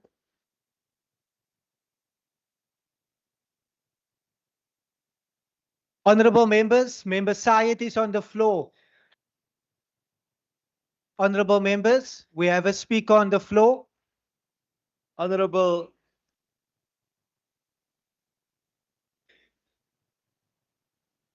Now I don't feel so bad. They're doing it to you even. Chair, I think there's excitement. Chair, just on a point of order, I want to call a point of order on Member Walters, our experienced opposition public rep. I think he needs to bring a substantive motion. He's casting aspersions on the Honourable Van Minnen, on the Honourable Johnson, and on esteemed members of the DA who are really passionate about their oversight. He's casting aspersions on them by rubbishing the conduct committee rulings. So can you please rule or encourage him to bring a substantive motion Thank you against so his much. colleagues, or raise it in the morning before the sitting in the DA caucus, please? Thank you, Honourable Syed. I will listen to the answer, and if need be, I will revert back. There's 1 minute and 52 seconds. That was a weak attempt at sowing division. Amateur, absolutely. But let me come to the punchline. They're trying to misrepresent that sequence of events that's still in a process to the equivalent of cash in sofas and diamonds gifted to their next party leader. We know our position is weak. They grasp at straws to essentially, weakly and desperately try to suggest that the DA is as bad as them. You're in deep trouble if that is your only message. You are in even deeper trouble if the corrupt, derelict, in-debt Lutuli House puts your entire provincial structure under administration and also comes to this house to keep an eye on these otherwise very honourable members. Honourable Speaker, there's one thing that the Western Cape is terrible at, and that is having a credible official opposition that can actually stand on its own feet. Where the ANC builds Nkandlas to corruption and state capture, we build monuments to excellence and inclusion. And as a last line, but I'm plagiarizing this from Jack Bloom in the Gauteng legislature, a luta continua does not mean the looting should continue. Thank you, Honourable Walters. I recognize the Honourable Stoffel.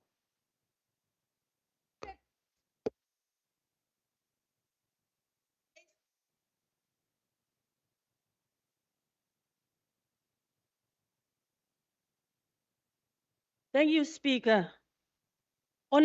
Honorable Speaker, as the African National Congress, we rise in this debate to returning to a simple but fundamental question. Does this budget close the gap between Western Cape that is presented by the DA speeches and the Western Cape that our people live in every day? And yes, Member Khalid, you are right. There are two Western Capes. There is a Western Cape of glossy presentation of growth, investment, and discipline. And then there's a Western Cape of Khayelitsha, Mitchell's Plain, of rural towns, where inequality persists, where service delivery collapse, and where our people are excluded from the very prosperity that is being celebrated here. This budget does not bridge the gap, it deepens it. Honorable Speaker, let us start with the question of social development, particular substance abuse. We are told by this government it is serious about fighting substance abuse disorder. But the reality, it tells a different story. Out of 25 municipalities, only 16 have local drug action committees. And of those, only 10 are fully functional. What does that mean? That more than half of our municipalities, there is no coordinated response to one of the most devastating social crises facing our communities. Because if we were serious about prevention, every municipality would have a fully functional local drug action committee which is properly funded, properly staffed, and properly monitored. Honorable Speaker, the contradictions are even more glaring on the issue of safety. MEC Marais spoke for 8 minutes, telling us about strategies, programs, investment to combat crime. But she omitted to mention the death of 345 people in a single month in the Western Cape. No one is talking about accountability for that murders. 345 lives lost. Honorable Speaker, at what point does this DA-led government stop blaming others and take accountability? Yes, policing is a national competency, but governance is a provincial responsibility. Leadership is a provincial responsibility. And therefore, we say without hesitation that the Premier and the MEC for Police Oversight Community Safety must take political responsibility for this failure. They must resign. Honorable Speaker, we do welcome the allocation towards the Rural Leap Program. This is something that the ANC has consistently called for since 2019. It shows that we raise issues. This government listens. But listening is not enough, DA.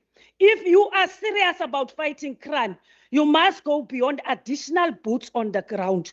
You must invest in root causes of violence, including poverty, unemployment, substance abuse, and social disintegration. You do not police your way out of a social crisis.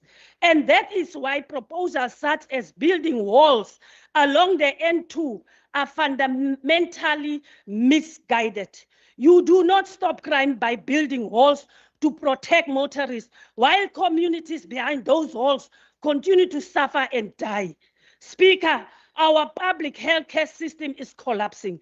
We demand that this budget address challenges at Mitchell's Plain District Hospital, where people spend days and weeks sleeping on chairs and floors. We want this budget to make provision for development of a district hospital in the Garden Route where none exist. We have a beautician, DA Princess, in MEC of Health. We have got a king, MEC of local government, who is hypersensitive about criticism.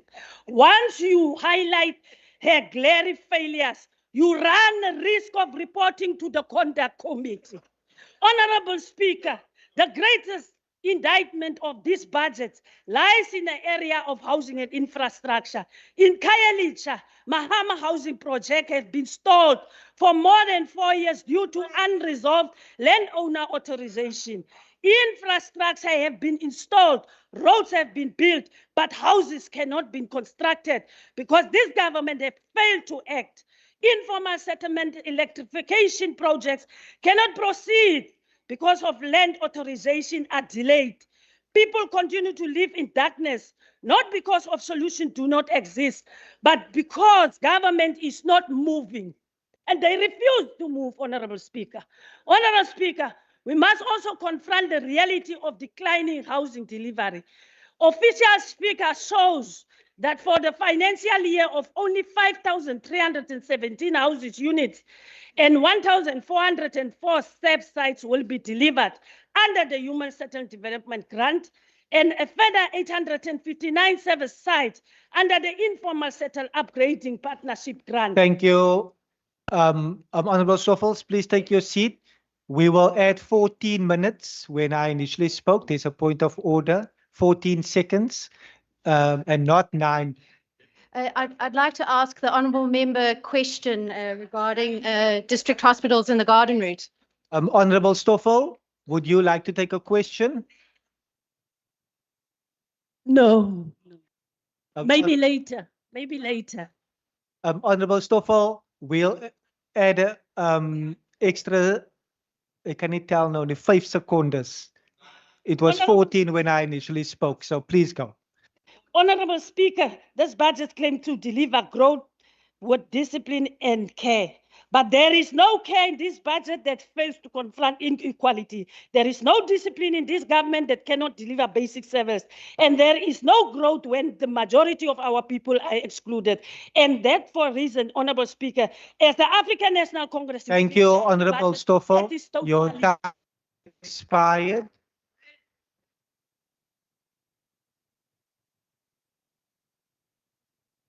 I recognize the Minister, Minister Summers. Honorable Deputy Speaker, Honorable Premier, Honorable Minister of Finance, Honorable Members of the House and residents of the Western Cape who are following us online. Over the course of this debate, we have heard many views on this budget. En ek moet nogal sê by tye het ons oppositie gesanik en geklink soos 'n klinkende sambaal.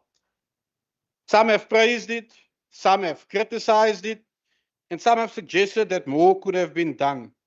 But the reality is, budgets are not judged by speeches in this House. They are judged by whether government can continue to deliver for the people we serve. And this is a budget of discipline, a budget of care, and a budget for responsible growth. It protects frontline services, something our opposition tends to miss. It keeps infrastructure investment going, something no other province can say. It supports municipalities, while the rest of the country's municipalities are failing. And it keeps this province stable in a time of real fiscal pressure. And from the vantage point of the Department of Infrastructure, Honourable Deputy Speaker, discipline and care are not abstract words. They are visible in concrete. They are visible in steel.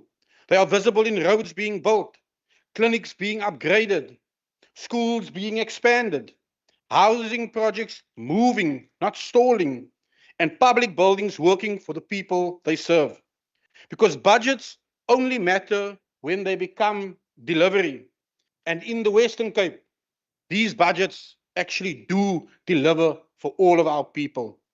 Honourable Deputy Speaker, we govern in a time of very real constraints. Nearly 95% of this province's budget comes from national transfers. Again, something the opposition in this House misses. Yet our population is growing faster than the funding that we are receiving. Another fact the opposition in this House misses. Demand for services rises every year, but the allocations do not keep pace. And yet, despite these pressures, this government continues to build. We build roads that unlock economic growth. We build schools for the growing population. We build clinics and hospitals that serve more people every year. We build housing opportunities that restore dignity for qualifying beneficiaries. We build bulk infrastructure that allows towns to grow. And yes, we proudly support municipalities so that their delivery does not stop. Even those where the ANC have ruined those municipalities with their partner, the Patriotic Alliance. Not because we have the money, Honourable Deputy Speaker, because we just govern better. Honourable Deputy Speaker, we have heard criticism during this debate. Hy klinkende symbool waarvan ek gepraat het in my openingsminuut. But it is easy to criticize a budget.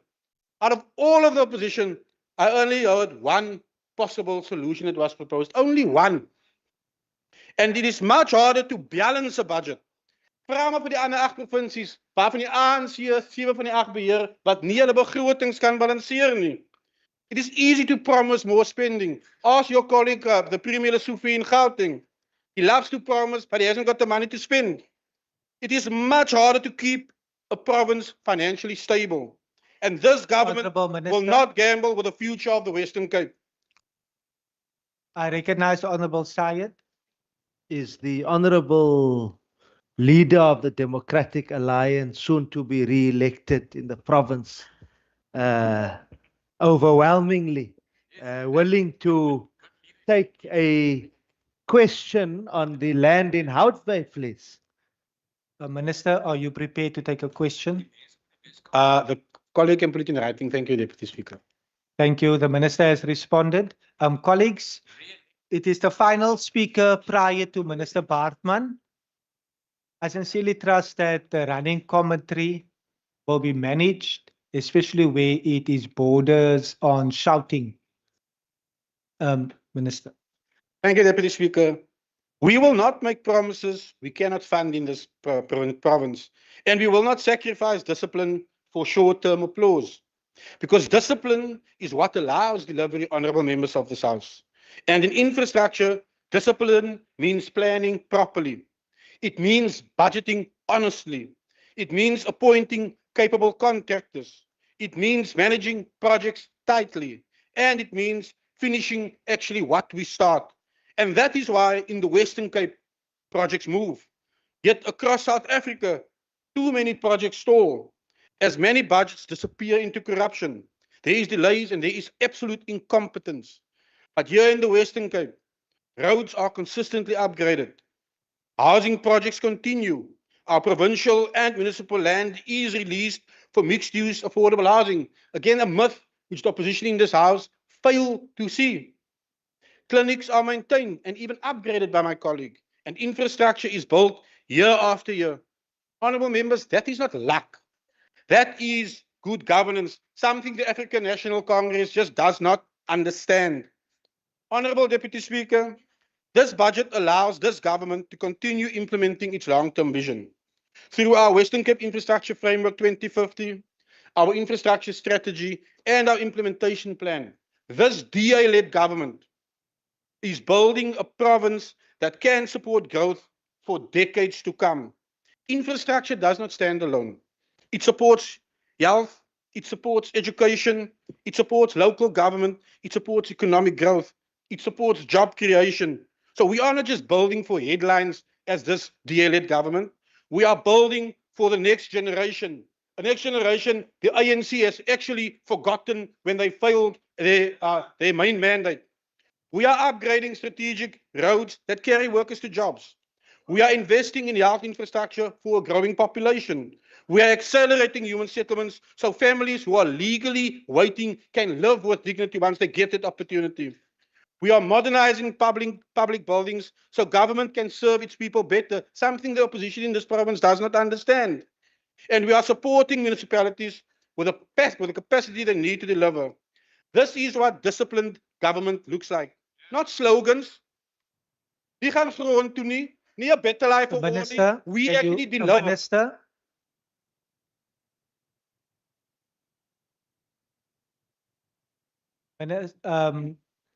Members, a member on Kondlo, I will have a member on Kondlo, I will have to name you.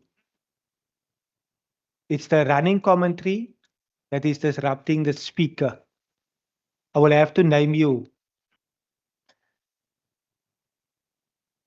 Please let us maintain the decorum. All political parties have had an opportunity to provide their inputs. Minister. Honourable Deputy Speaker, my colleague, the Minister of Finance, reminded this House that real per capita funding is under pressure while our population continues to grow in this province. But we also know why this is happening. More people are relocating to the Western Cape. They move here because our municipalities work. They move here because services are delivered. They move here because infrastructure is maintained. They move here because government is stable. They move here because when government says it will build in this province, it actually builds. And increasingly, they are choosing to live even now in municipalities governed by the Democratic Alliance, whether we govern outright or whether we are part of a coalition that keeps those municipalities working. Maar hulle kies blou gebiede in die Weskaap. Dis 'n feit soos 'n koei. Success brings pressure, Deputy Speaker, but it also proves something very important. People from other provinces are voting with their feet to come to the only province that is still that beacon of hope. And they are voting with their feet to the Western Cape. Honourable Deputy Speaker, this debate takes place in local government election year. And elections are not won on speeches in this house. They are won on what people see in their streets. They see whether a road is fixed. They see whether the housing project is moving. They see whether the clinic is working. They see whether the lights stay on. They see whether infrastructure is maintained or falling apart. In this province, people can see good governance and the difference it makes. They know the difference between a government that governs and the government that complains, between a government that plans and the government that blames, between municipalities that work and municipalities that are collapsing. And they know the difference between the Western Cape and the rest of South Africa. Honourable Deputy Speaker, this budget allows us to keep accelerating delivery, to keep supporting our municipalities who are functional in this province, even those the DA does not govern, I need to add, to keep unlocking development, to keep investing in infrastructure, and to keep building the backbone of this province's economy, because infrastructure is not an expense. Infrastructure is the platform for growth in our lives, for growth in our communities, and for growth in our economy. Infrastructure is the platform for dignity. Infrastructure is the platform for opportunity. And this government fully understands that. Honourable Deputy Speaker, as we do move towards the 2026 local government elections, the choice facing voters will be very, very simple. Do you want a government that delivers or a government that delays? Do you want a government that builds or a government that blames? We have heard die gesaanlik agbare Deputy Speaker. Hulle hou van kla en kerm, maar hulle kan met geen alternatiewe oplossings sien. Do you want municipalities that work or municipalities that collapse under the ANC and the allies of failure? The Western Cape has shown what is possible when discipline meets delivery, when planning meets real execution, and when government puts people first. This budget keeps us on the path, and this government will continue to govern with discipline, to continue to deliver with integrity, and continue accelerating towards our future Western Cape together for all of our people. Deur almal die geraas gaan ons dit saam doen, en dankie aan die oppositie wat bly in die provinsie, hulle gee erkenning aan die DA wat die provinsie regeer, selfs vir julle ook. Baie dankie.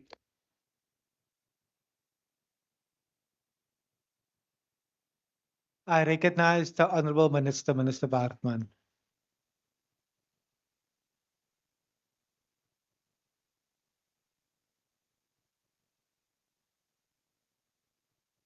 Thank you, Honourable Deputy Speaker. Honourable Deputy Speaker, I'll try my best to get through some of the questions that were asked of this budget, because that's why we're here. We're here to really engage everyone to make sure that the people of our province know what's in the budget. In terms of, it was mentioned that that the PERO and previous data showed that our education, in terms of educator-learner ratio, was high, and that is true. And this is why we've put additional money on the table in this budget for 701 educator posts in 2026-27.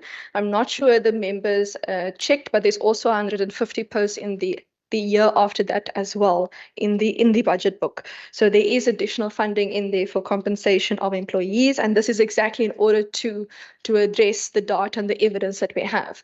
Part of the way that we do the budget process, where we table the data and the evidence first, is to show what is the reality on our ground, and we are honest about what the reality on the ground is, but then the budget needs to respond. So the budget does attempt to respond to this particular ratio. In terms of the grant decreases from the National Department in terms of human settlements, my colleague Minister Simmons did deal with that, but I'll just to highlight that in terms of the decreases, it was not due to the failure to spend money. Both the Western Cape and Gauteng is currently challenging the cuts that we have in terms of human settlements, and we want our money back. So we will keep fighting for that. In terms of education infrastructure, it's not just for the Rapid Build school program. The Rapid Build school program is one particular program in the infrastructure backlog, in the infrastructure section. We've also added from provincial funding 330 million rand for backlogs on infrastructure. And this is really to help with education infrastructure where there was harmful materials used, for example. In terms of the conflict currently affecting agriculture, absolutely. While we can't determine exactly what that impact is going to be on our province at this stage, obviously we keep a close eye on that. We monitor the situation because, you know, if diesel increases, it will affect the input costs of food, and we need to make sure that we are prepared for things like that. And we will also take guidance from the national government and national treasury on those type of matters affecting our economy going forward. In terms of some mention was made that tourism funding was not sufficient or increased. We actually increased tourism funding for the Tourism Growth Initiative, indeed, by 12.392 million rand. The Tourism Safety Program received an additional 3 million rand. But tourism is not just in DDAT as well. Separate to the 396.877 million rand to Westgrove for investment, tourism and export growth and trade promotion, separate to the 15.13% increase to 93.148 million rand for the tourism sub-program in DDAT for 2026-27. We've also allocated 31.326 million rand to DCAS for hallmark and incubator events, because DCAS said that we want to make sure that we are the events economy. So we must help with events economy. We've also put 15 million rand on the table for the World Cup legacy infrastructure upgrades, and this is specifically related to the 2027 ICC Cricket World Cup. On the mention that the Premier flight sponsorship was not declared, Deputy Speaker, I'm going to read from page 15 as well as page 267 of the Department of Premier Vote 1 annexure to the annual financial statements for the year ended 31 March 2025. Given that they are both the same wording, I'm going Minister, to read there is a point of order. A member Syed. Chair, on no, I just wanted to know whether the MEC is able to take a question. I'm replying to the questions. Honourable Minister, are you prepared to take a question from a member Syed? Deputy Speaker, not at this time. I'm attempting to get through answering all the questions the Leader of the Opposition posed to me. Thank you. The Minister is not prepared at this stage. Please continue. And I'm going to read specifically from page 267. And by the way, Deputy Speaker, this is a tabled document of the Provincial Parliament, in the Provincial Parliament by the respective department in Annexure 4 that says statement of gifts, donations and sponsorships received, specifically indicates that there it is, name of organization under 2 coalition, nature of donation sponsorship, covering the cost of the economy class ticket and the amount for 2024-25. So because this is a Western government sponsorship that the government received, and the Premier was a chairperson of the Under 2 coalition at the time, I just wanted to mention, because it says that it wasn't indicated. Then in terms of employment and employability, and a few members have raised this particular matter. Honourable Minister, please take your seat. On a point of order. Like Member Walters, but I think worse than Member Walters. At least Member Walters wasn't so blatant. He didn't go into the substance. He's a bit more experienced in terms of these type of nuances, so I can understand. But what the Honourable MEC is doing, firstly, she's misleading the House. because the conduct committee matter that I referred to is a conduct committee ruling based not on an annual report disclosure, but the disclosure to the registrar of members' interests. But number two, again, I want to call a point of order because the Honorable Bartman, and it's abuse, because the member of the executive is casting aspersions on the DA members of caucus who serve in the legislature. Honorable you. Van Minnen and Thank you so Honorable much, Johnson and Honorable. others, their character is now being undermined because they Thank you, serve. Honorable Syed. There's a ruling of the conduct committee that she's now undermining. So she must bring a substantive motion, please. Thank you, Honorable Syed. Before I rule in that regard, I see the Chief Whip. Honorable Deputy Speaker, unlike the Leader of the Opposition, I'm going to rise on a rule. And the Leader of the Opposition is currently in violation of Rule 62 by saying that the Honorable Minister of Finance is misleading the House. The member is casting aspersions on the integrity of the member. If that member, in all of the hysterics, has actual substance to bring to the House, he should understand the rules. He must bring a substantive motion. We cannot have people standing up on a whim because video cameras might capture them. It's an election year. Honorable members, before I recognize you, honorable members, honorable members, honorable members, before we proceed, what I will, Honorable Nkondlo, before I recognize a member Syed, I will listen to the Hansard and then, if need be, revert back to this House. Or you, that's a new point of order. Member Syed, I recognize you. Honorable Deputy Speaker, the Rule 62, which I'm quite familiar with, it says deliberately misleading. It speaks about deliberately misleading the House. I just wanted to give that clarity. But number two, there are no cameras here at the moment, other than just the YouTube. There's no camera at the moment. I think the Honorable Chief Whip must not try desperately to impress the dominant caucus and to try to impress the executive. One day he will also be, like you got into the executive after the pressure we put, he will also be put into the executive after the pressure that the opposition put. So thank you, he doesn't Honorable need to try other tricks of trying to undermine our oversight. We know what he's doing. We've received emails. We know what he's doing. Thank you. Your latter comment is not a point of order. We will proceed. The minister indicated earlier on, that she has taken notes and she's in the process of responding to the numerous inputs that members have raised. I sincerely trust that members who have raised issues are attentively listening to the minister to ultimately see whether or not their questions are answered. So, Minister, before I see you, Honorable Walters, are you covered? Honourable Deputy Speaker, there is a contradiction here in the points of orders that were raised. I mean, this is a matter that's actually not concluded. It is in an appeals process. And it should not have been raised by, if there's a feeling that it's undermining processes, it shouldn't have been raised in the speech of the leader of the opposition, and there wouldn't have been responses to his speech. Thank you. Can you also rule whether him raising the matter is not undermining the processes of this House in terms of his speech? Thanks.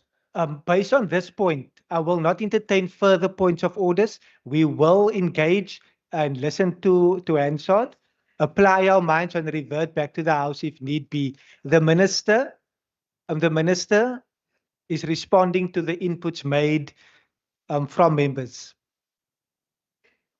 Thank you, Deputy Speaker. I will continue to try and respond to the items that were raised previously. In terms of employment and employability, a few members asked about the employment and employability. So I'm just going to go through a few of the programs in each department, but I'm going to try my best to focus on the increases and not what is in the baseline already of departments. For the Year Beyond program, we increased the program by 15.764 million rand. For the 1,000 Stories program, we increased it with 9 million rand. The mod expansion, we increased it by 15.8 million rand. For the community resilience, we increased it by 18.588 million rand. For mental health for youth, we increased it by 6 million rand. For independent living for young adults, we increased by 9.5 million rand. For the street coach program, we increased it by 20.961 million rand. For the job seekers travel voucher program, we increased it by 5.080 million rand. For the agricultural education and training, we increased it by 18.5 million rand. We increase again, 21.5 million rand for mobile e-centers, an increase of 6 million rand for e-kiosks for digital services, an increase of 34.372 million rand for graduate and pay intern programs. The 3 million, and I know member Litekong was speaking about the 3 million rand for the employment and the entrepreneurship. It's not the full amount for employment entrepreneurship. That particular 3 million was 3.098 million rand increase specifically for the development of the Employment and Enterprise Development Outcomes Fund, which is new, that is separate to the money that's already in the baseline. And we are reprioritizing 130 million rand for our school sports strategy.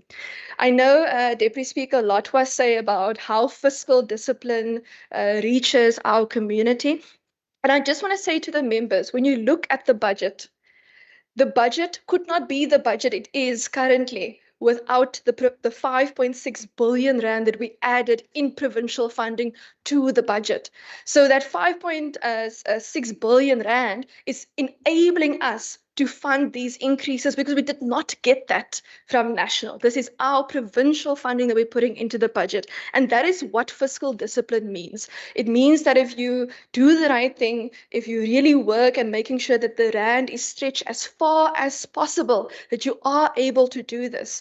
Even some of our disaster funding that we're putting on the table, it's from our provincial funding that we're really being able to say, this is how we are able to respond.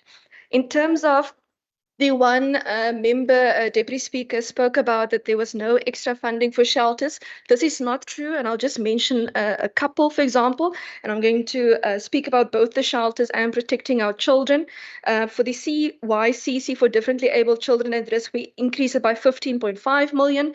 For the GBV shelter in Caledon, we increased it by 4.8 million. For the GBV shelter in Mitchell's Plain, we increased it by 4.8 million. I already spoke about the independent living for young adults, because part of that conversation that social development put on the table is once young adults reach a certain age, we don't want just anything to happen with them. We want to be able to support them going out into the world and being able to support themselves. So that is why it's for.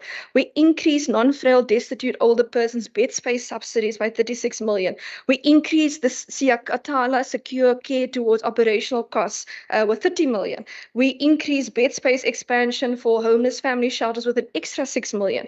We increased bed expansion for homeless shelter for adults in the metro area also by 3.9 million. We made big inflationary adjustments for the designated child protection organizations and non-designated child protection organizations of 31 million and 94 million each. And we added additional social workers as well, and that is also in addition to the mental health program increase that we're putting on the table for this specifically. In terms of service delivery and how we assisting with service delivery, this is both in line with assisting municipalities, but also making sure that we really respond in terms of our growth for jobs plan. So in terms of energy, we'll be spending 452.259 million rand. And for water, we will be spending 177.942 million rand in terms of the allocations of our energy and water allocations. And those can all be found on page 117. And this is really across all departments, and it doesn't affect just one municipality, it affects multiple municipalities where they'll be supported with energy and water. In terms of NISNA, I've said this before, and Minister Bredal's also said this before, and NISNA doesn't have a water problem, it has a leadership problem, and we will continue to assist to make sure that residents have access to water. And in Kanaland specifically also, we are working with with DLG to make sure that we address water challenges. Member Kondo mentioned the budget is 91 billion rand. That is only the receipts. The amount we're appropriating, so what we're taking out of the kitty and putting on the table, is 93.538 billion rand. And of the 5.6 billion rand in provincial funding, of that, 3.077 billion rand is in the 2026-27 year specifically.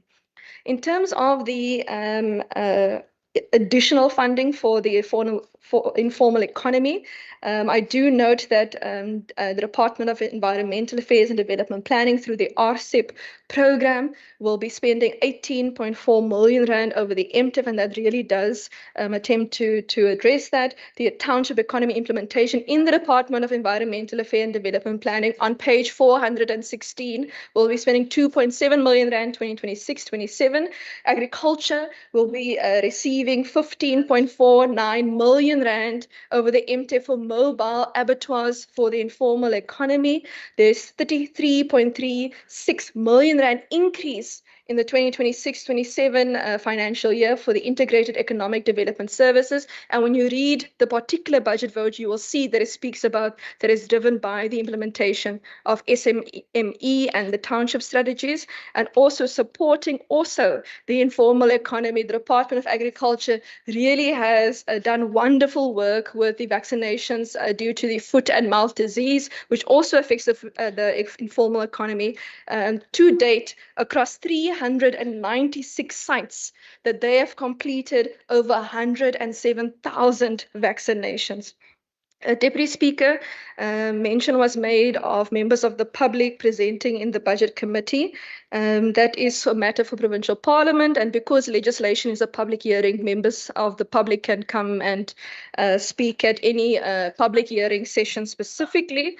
And in that regard, I'm always quite excited to see when members of the public engage in these type of public hearings, because some people don't necessarily see the budget as very tangible. It's a very abstract document. Sometimes people want to see the very specifics in the departmental votes. So I'm always quite excited when I see extra members of the public wanting to attend the Budget Committee. In terms of the nutrition, so separate to the increase of the 6.225 million rand that we're putting on the table for disaster nutrition funding, the Agriculture Department is spending 64.41 million rand on food gardens. The Education Department will be spending 1.77 billion rand on nutrition in schools. The Health Department with the Kulisa project for malnutrition will be partnering with the private sector to really help our moms and their babies to make sure that we don't have this increase in malnutrition in our province. And the Department of Social Development through will be spending 12.256 million rand on food security programs. They'll be spending 56.736 million rand on food distribution centers and community nutrition development programs, and they'll be spending 81.413 million rand on food relief under social distress. In terms of local government transfers, and Deputy Speaker, I'm going to make reference to the FAT Gazette book that we've also tabled in the House for consideration.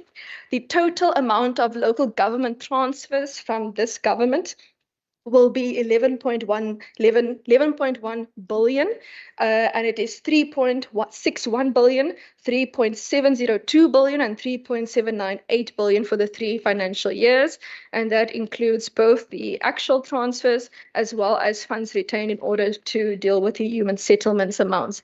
But in terms of just dealing with the respective grant funding that municipalities will benefit from, 9 municipalities will benefit from 1 grant from the Provincial Treasury in 2026-27, which is 23 million rand. For the Department of Community Safety, there's 5 grants that will benefit 10 municipalities, and in this financial year, that's 300. It is in the book, 397.676 million. For education, there's a grant that will be spending, that City of Cape Town will be getting of 36.347 million rand. Health has 3 grants that will benefit the city. That's 635.399 million rand for this year. Mobility has 4 grants that will affect 6 municipalities, 283.835 million rand. The Department of Environmental Affairs and Development Planning has that RCEP grant that we spoke about a bit earlier. They will benefit 15 municipalities of 11.3 million rand. 5 grants in infrastructure benefiting 24 municipalities of 1.83 billion rand. 2 grants benefiting 2 municipalities in DDAT for 2.9 million rand. 4 grants benefiting 25 municipalities for DCAS of 312.128 million rand, and 7 grants benefiting all 30 municipalities for DLG at 77.019 million rand. In terms of the parliamentary vote, Deputy Speaker, we usually don't go into detail in the parliamentary vote. We usually leave that, but it was raised. And I just wanted to mention that we tried our best to make sure that Parliament essentially received all of its requested allocations. I don't know of an allocation that wasn't given that was asked. And we are awaiting the National Parliamentary Regulation so that Parliament is able to have its own budget process, but that is unfortunately not a matter that is in the scope of the Provincial Treasury. We are awaiting that feedback from Parliament in that regard.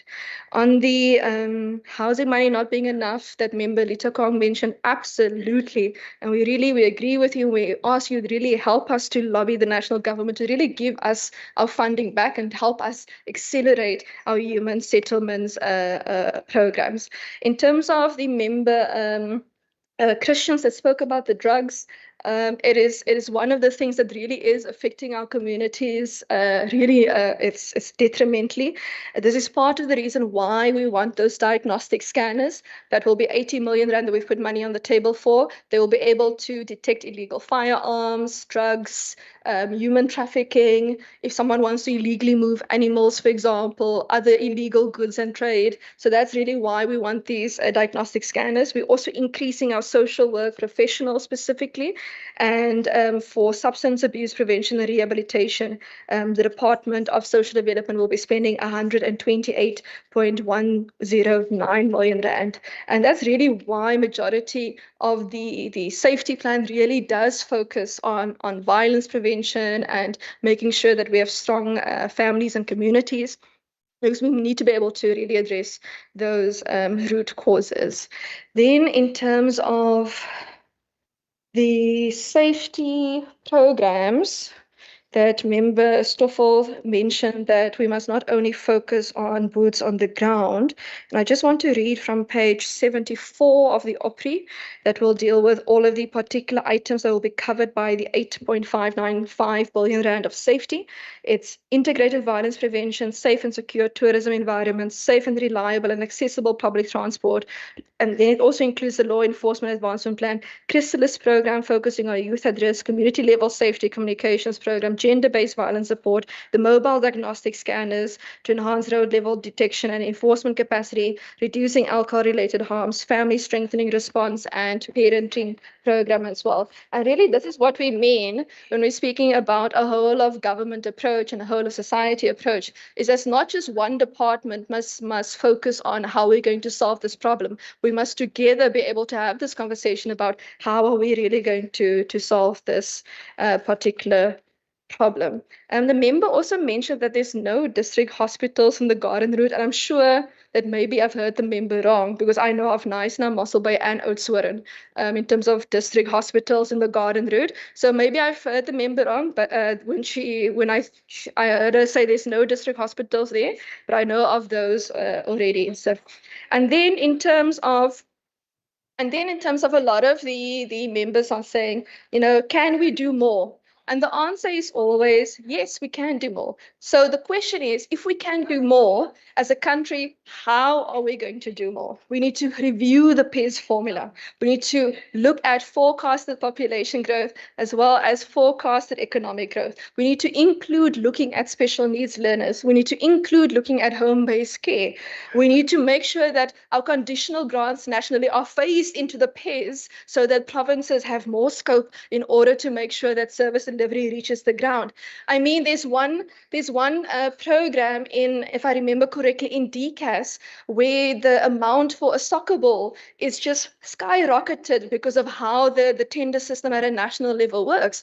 But if we had to phase in that money into the provincial funding for provinces, and we have to say, okay, let's earmark it for DCAS, you'll be able to buy almost 3 times the amount of balls for the type of tender amounts that are being spent on that type of equipment. For example, what are other things that we can do better? For example, the road accident fund must pay our Department of Health, and they must pay them on time, because otherwise what ends up happening is the health system has to carry all this extra funding, and it must come from somewhere. You can't just pick money off the back of your back. You need to be able to ask yourself, how are we going to do this?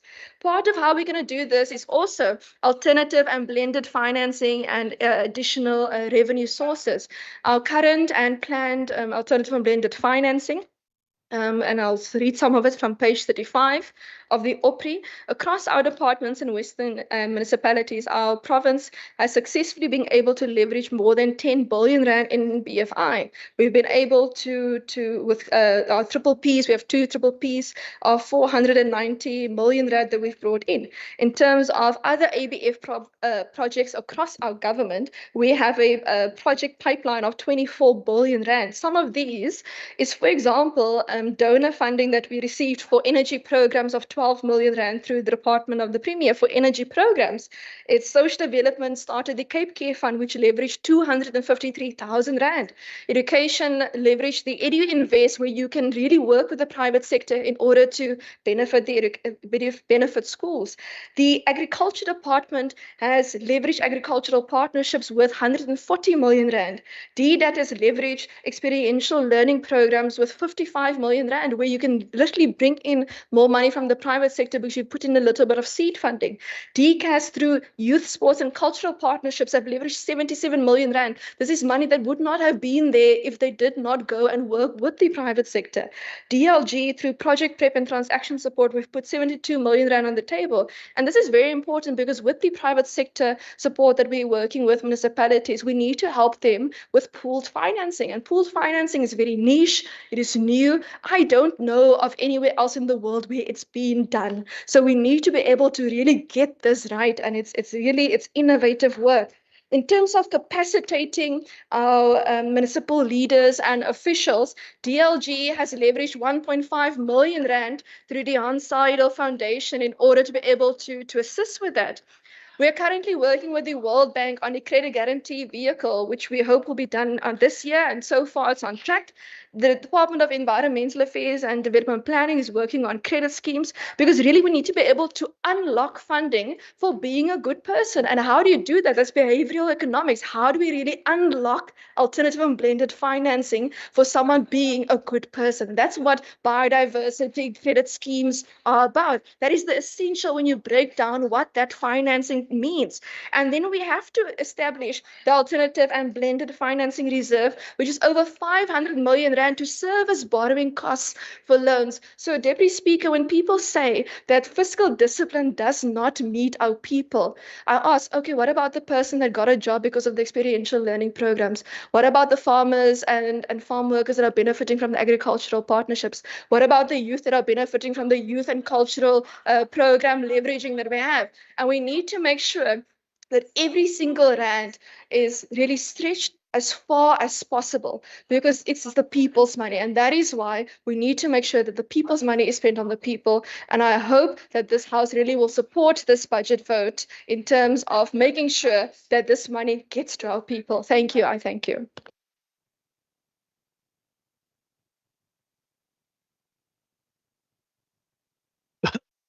Thank you, Honourable Minister. That concludes the debate on the consideration of the principle of the bill. Are there any objections to the approval of the principle of the bill? There are objections. Those in favour of the question being adopted say yes. Those not in favour of the question being adopted say no. The yeses have it. No. The Secretary will now read the bill. Western Cape Appropriation Bill Honourable members, the House will deal with the separate votes on the 23rd and 24th of March 2026. Honourable members, please take note that the sitting for both days will commence at 10 a.m. That concludes the business of the day. The Secretary will now end the meeting and all members will be exited. The House is adjourned.